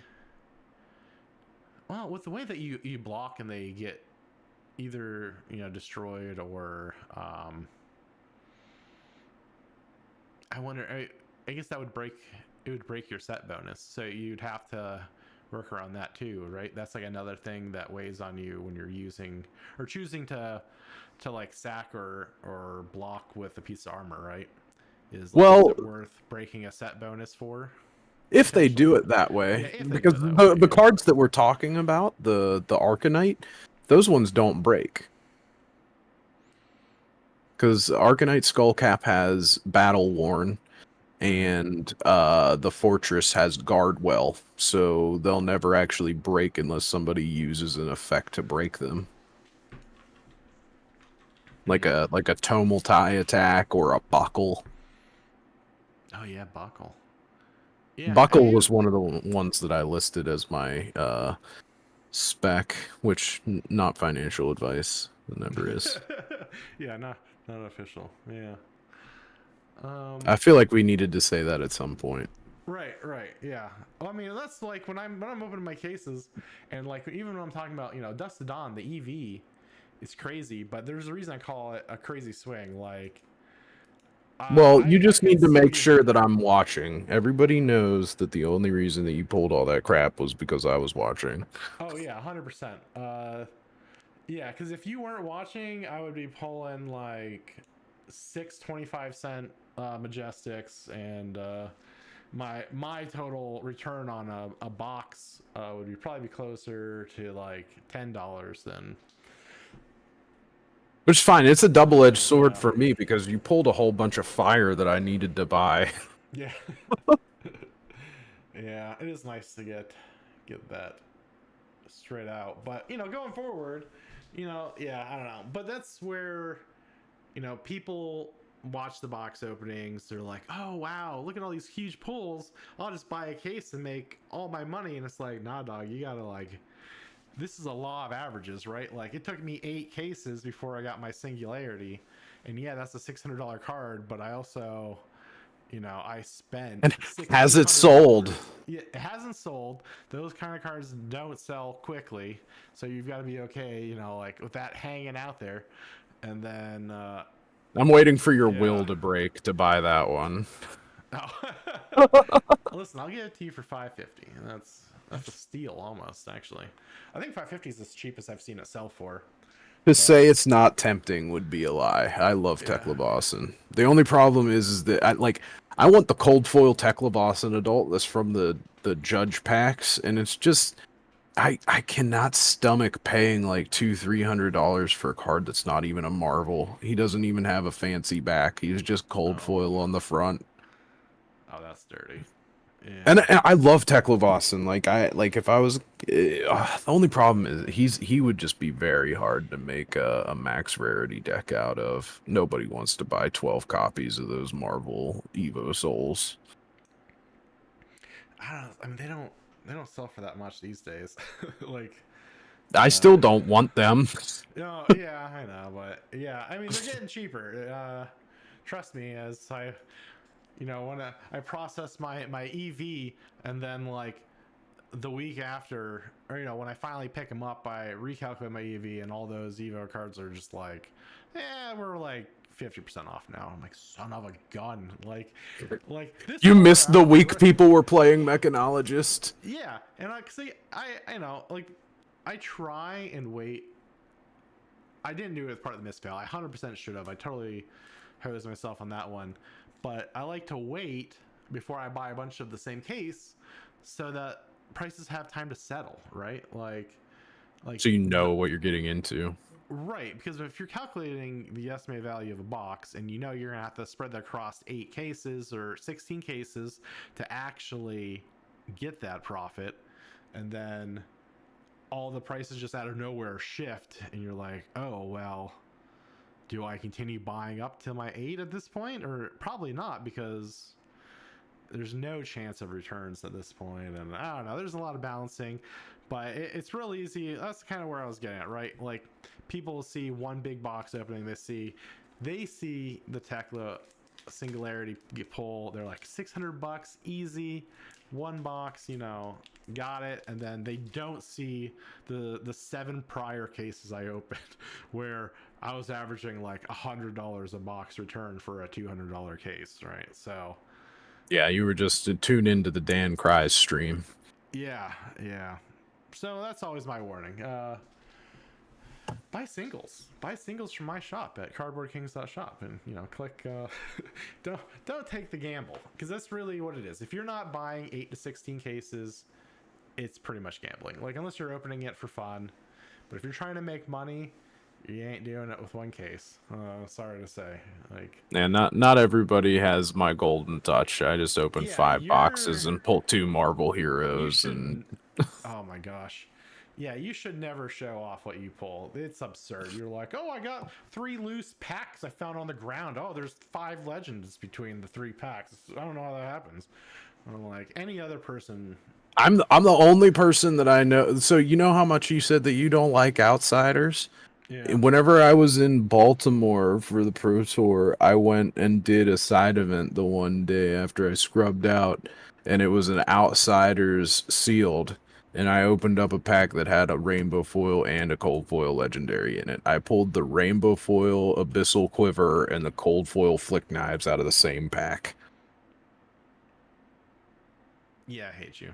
It's that's what I was like. I'm just gonna start shipping my cases to your house to open, but at least now they're my most entertaining videos. At least people love a good opening.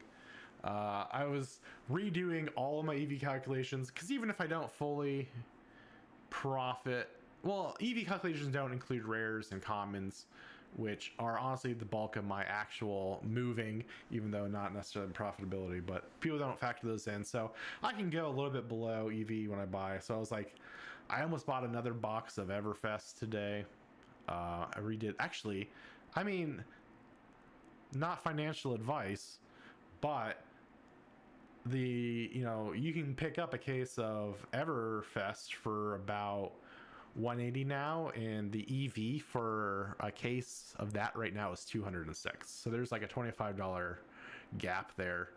Now, my $187 for a case on TCG Play right now. I know. I That's bought it this morning. $187 is just like I've spent more than that on a single box of something before. Like 187 for 4 boxes of Everfest, you might like $187 for like a really fun afternoon. Right? I know. And that's what I was thinking. I was like, I could open it up, but then the biggest problem with Everfest is there's no throughput on their higher end cards at this point. Like, if I look, so I opened up 6 cases of Everfest this year. I think 6 or 7, and damn near 70% of those Majestics and stuff that I pulled from those cases are just sitting in a big fat wad of my inventory, not moving. Well, like some of the highest priced M's in here absolutely will move though. Like Swarming Gloomveil, I like the market price is actually higher than the listed price right now. I think that'll probably keep going up because Swarming Gloomveil is very playable in either of the new rune blades. And then you got Big, KO is still an absolute menace. There's no reason not to have 3 Swing Bigs in that deck. It's absolutely necessary. Miraging Metamorph, that's a $15 illusionist card that every illusionist is probably going to play because it literally just makes a copy of auras you control that's broken.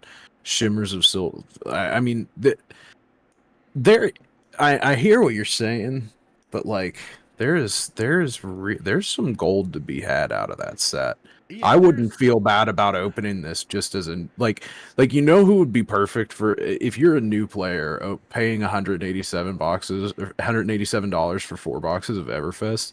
That gets you a wide variety of cards, and there's some good shit in here. there is a lot of the cards that I graded. So I got the Starvo, and is that the Valhai? Is that what was that the Fable 9? Yes. Yeah. Yeah. Yeah, I got a PSA 10 Starvo and Valhai out of that. Oh, you got the 10 Valhai too? Yeah. Yeah, I sold the Valhai. That was my first one I sold. I actually just sold my graded Tunic. That was only a 9, but I just sold that last week. Still looking to sell the Starvo. Those prices just are all over the place, but I'm really trying not to go below 250 for it. But I'm gonna be honest with you, man. Like, I know we're sitting here talking about not financial advice, and this is like really cheap, but like, there's only 17 cases of this left, and they burned the unlimited. So, like, are we like how many years or months out are we from this being like, well, they don't have those anymore? yeah, that's true. I Like, I do. know we're talking about that this EV might be wrong, but like we also need to take into account that rare thing that Rudy talks about where you're just like, oh wait, where did all the boxes go? Yeah, eventually, I think at least in Magic the Gathering, that magic number is used to be 5 years. 5 years before EV divorces the price of the cards. We see that right now in some earlier Fab sets, even for Unlimited. The Unlimited Arcane Rising.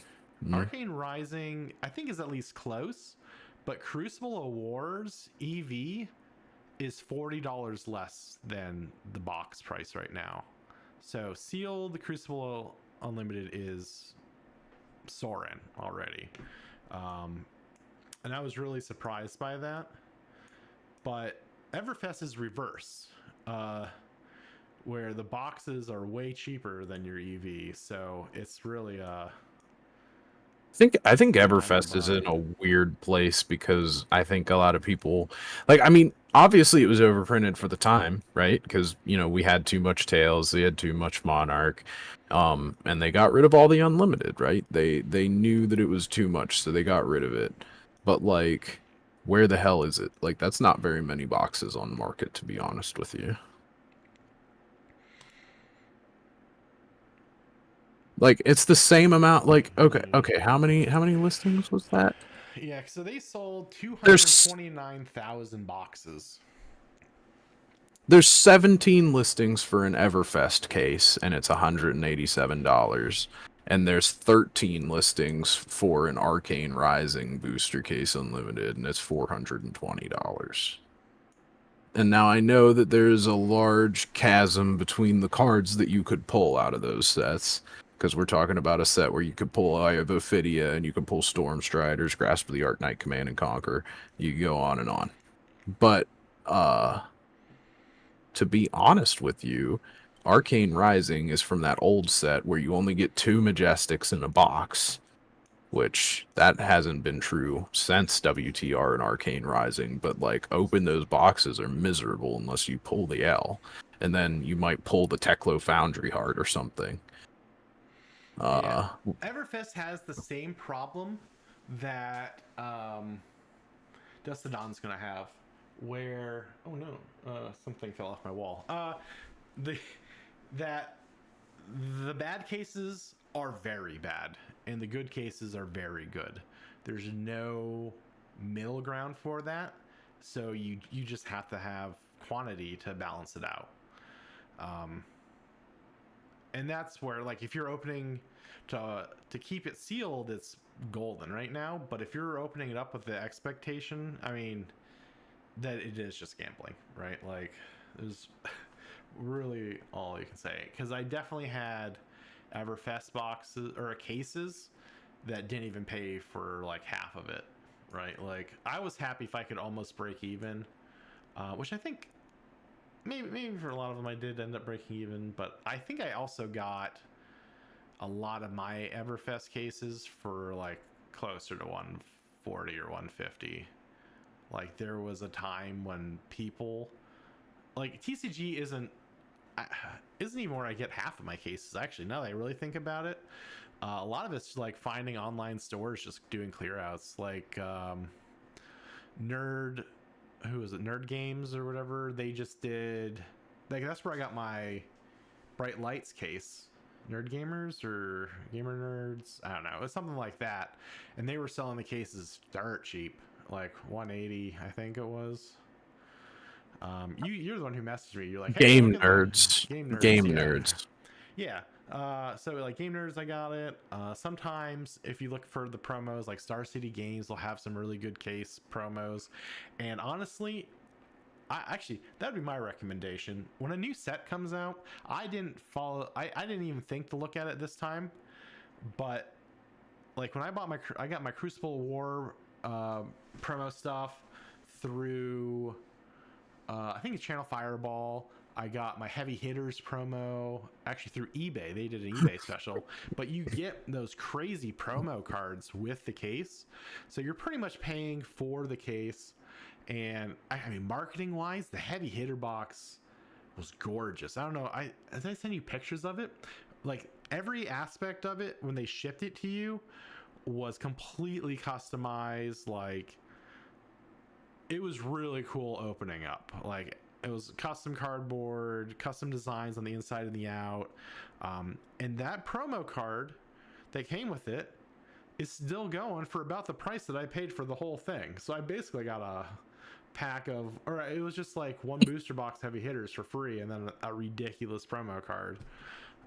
Which the promo card still isn't listed on TCG Player. I need to message them about getting that listed, but I'm just going off like eBay. Yeah, it's really weird. I swear I'm the one who's backfilled so many of these old cards. Like I'll look at old set. I think it was Arcane Rising was the oldest set where I was like, oh, this card was just never even entered. And then I email catalog, which if you ever notice a missing card on TCG Player, you email catalog at tcgplayer.com.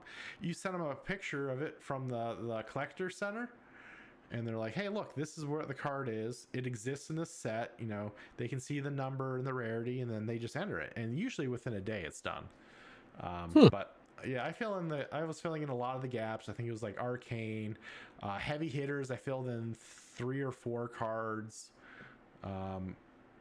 But where was I going with all this? Oh yeah, but that promo was missing. I gotta get the promo added. I'm gonna get that promo graded. I think I just really like it. Which promo was it again? Oh, I don't know. Let me see. I don't want to run upstairs and look for it. It just sits in performance bonus. EA. Oh, I guess the price is down now. Oh no, that one says that's the Rudy Alpha. So that one was $40. Maybe I don't think it was performance, was it? Let me see. eBay bonus.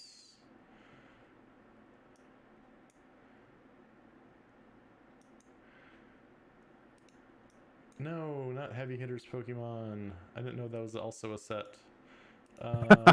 You get some Snorlax instead of Betsy. No comment. Let me see. Oh no. Oh, these. Why is this so hard to find? Test of Might. It was Test of Might. I think. Was that it? I don't know. That sounds right though. I might just have to run upstairs. I don't know. Oh my gosh. Well, people just sell stuff because I know it's only found on eBay, but then everyone sells just weird cards on eBay, which I actually hear like as a seller tip. People are like, dude, you can put a 5-cent you can put like a 5-cent comment on eBay for like $2 and just forget about it, and it'll sell like eventually. And you're just like, who spent $2 on this card? But people do. I don't know. I just sell a lot of Magic. Yeah, Magic I'll sell in a 5-cent card, and then they'll pay like $12 to ship it super fast. I'm like, okay, bud. He needs it for his commander game tomorrow. Yeah. Yeah, I did want to go. Actually, I wanted to go into the band for Art of War a bit, but I think we're probably at time for the day. So I didn't think we would have any trouble filling it up. I could talk about Flesh and Blood for another 3 hours. Yeah, well, we gotta save stuff for next time, right? So, Yeah. Yeah, we'll come up. We'll have to do this again, and then I'm gonna look into some of these cards ahead of time, so I don't spend half the time we're talking looking at cards. I'm really interested in the Rising Power Runner Curl. I tell you what, man. I think if I would have made some positional choices at the beginning of Rosetta, I could have made out. Because Truce was selling real low. I feel like the other day when I look, yeah, no, it bottomed out. I feel like I could have bought a bunch. I should. That's what I need to do next time. I need to have some cash on hand ready and watch these things like within the first. Because like I knew Truce would go up. It bottomed out with like 5 the other day. It's now heading towards 10. I know that I bought your Call to the Grave that you pulled off you for like $3 and it's going up past 5 now. Like I should have just bought the rest of them. Ah. Always next time. Yeah. I know. I just get annoyed because I have to tell myself this every time. I'm like, I know which cards are good. I just need to buy them when they come out. I mean, even the ones like I was like, yeah, I need to get that Felling of the Crown. I would have pulled the trigger on Felling of the Crown even faster if I wasn't waiting to see if you'd pull them. I sort of makes me want to puke paying $26 for Plow Under whenever I saw it for 10. Yeah. Well, because prices are still in flux. I think maybe after the next Battle Hardened is probably when prices will finally like really solidify. Yeah, so I don't think Plow Under's coming down. Yeah, probably not. But it is cool seeing the extended art Call of the Grave is like 150. Like that's gonna have to come from a pull, and then I have to convince myself to sell it. I'm kind of surprised how high it went up because I saw some people selling it for like 75 when it first came out, and it's weird to me because I think that right now the impetus moving to sell that is Count Your Blessings because you can, dump the shitty blue Count Your Blessings and not actually have to pay for them and still get them in your graveyard. So I'm not sure if maybe it's just that rare. Maybe it's just that rare. Because yeah. I'm just not sure why it's so expensive when I guess Call to the Grave is only $10. It's just a gorgeous card. I don't know. It's rare. It looks gorgeous. I think, like you, like a lot of people just like the extended art, right? Like, yeah. I mean, this even at $10, I'm gonna have to buy a couple play sets for me and my wife because Call to the Grave is this is the kind of thing where it's like, yeah, sure, there's only maybe 1 or 2 cases that we can think of that's really good to use it for right now, but over time this will become more and more broken. There will be more and more reasons to want something in your graveyard. Yeah. All right, well, let's wrap this up. We'll have plenty to talk about next week. If anyone who was watching, we had lots of viewers actually, well, from YouTube and Kick.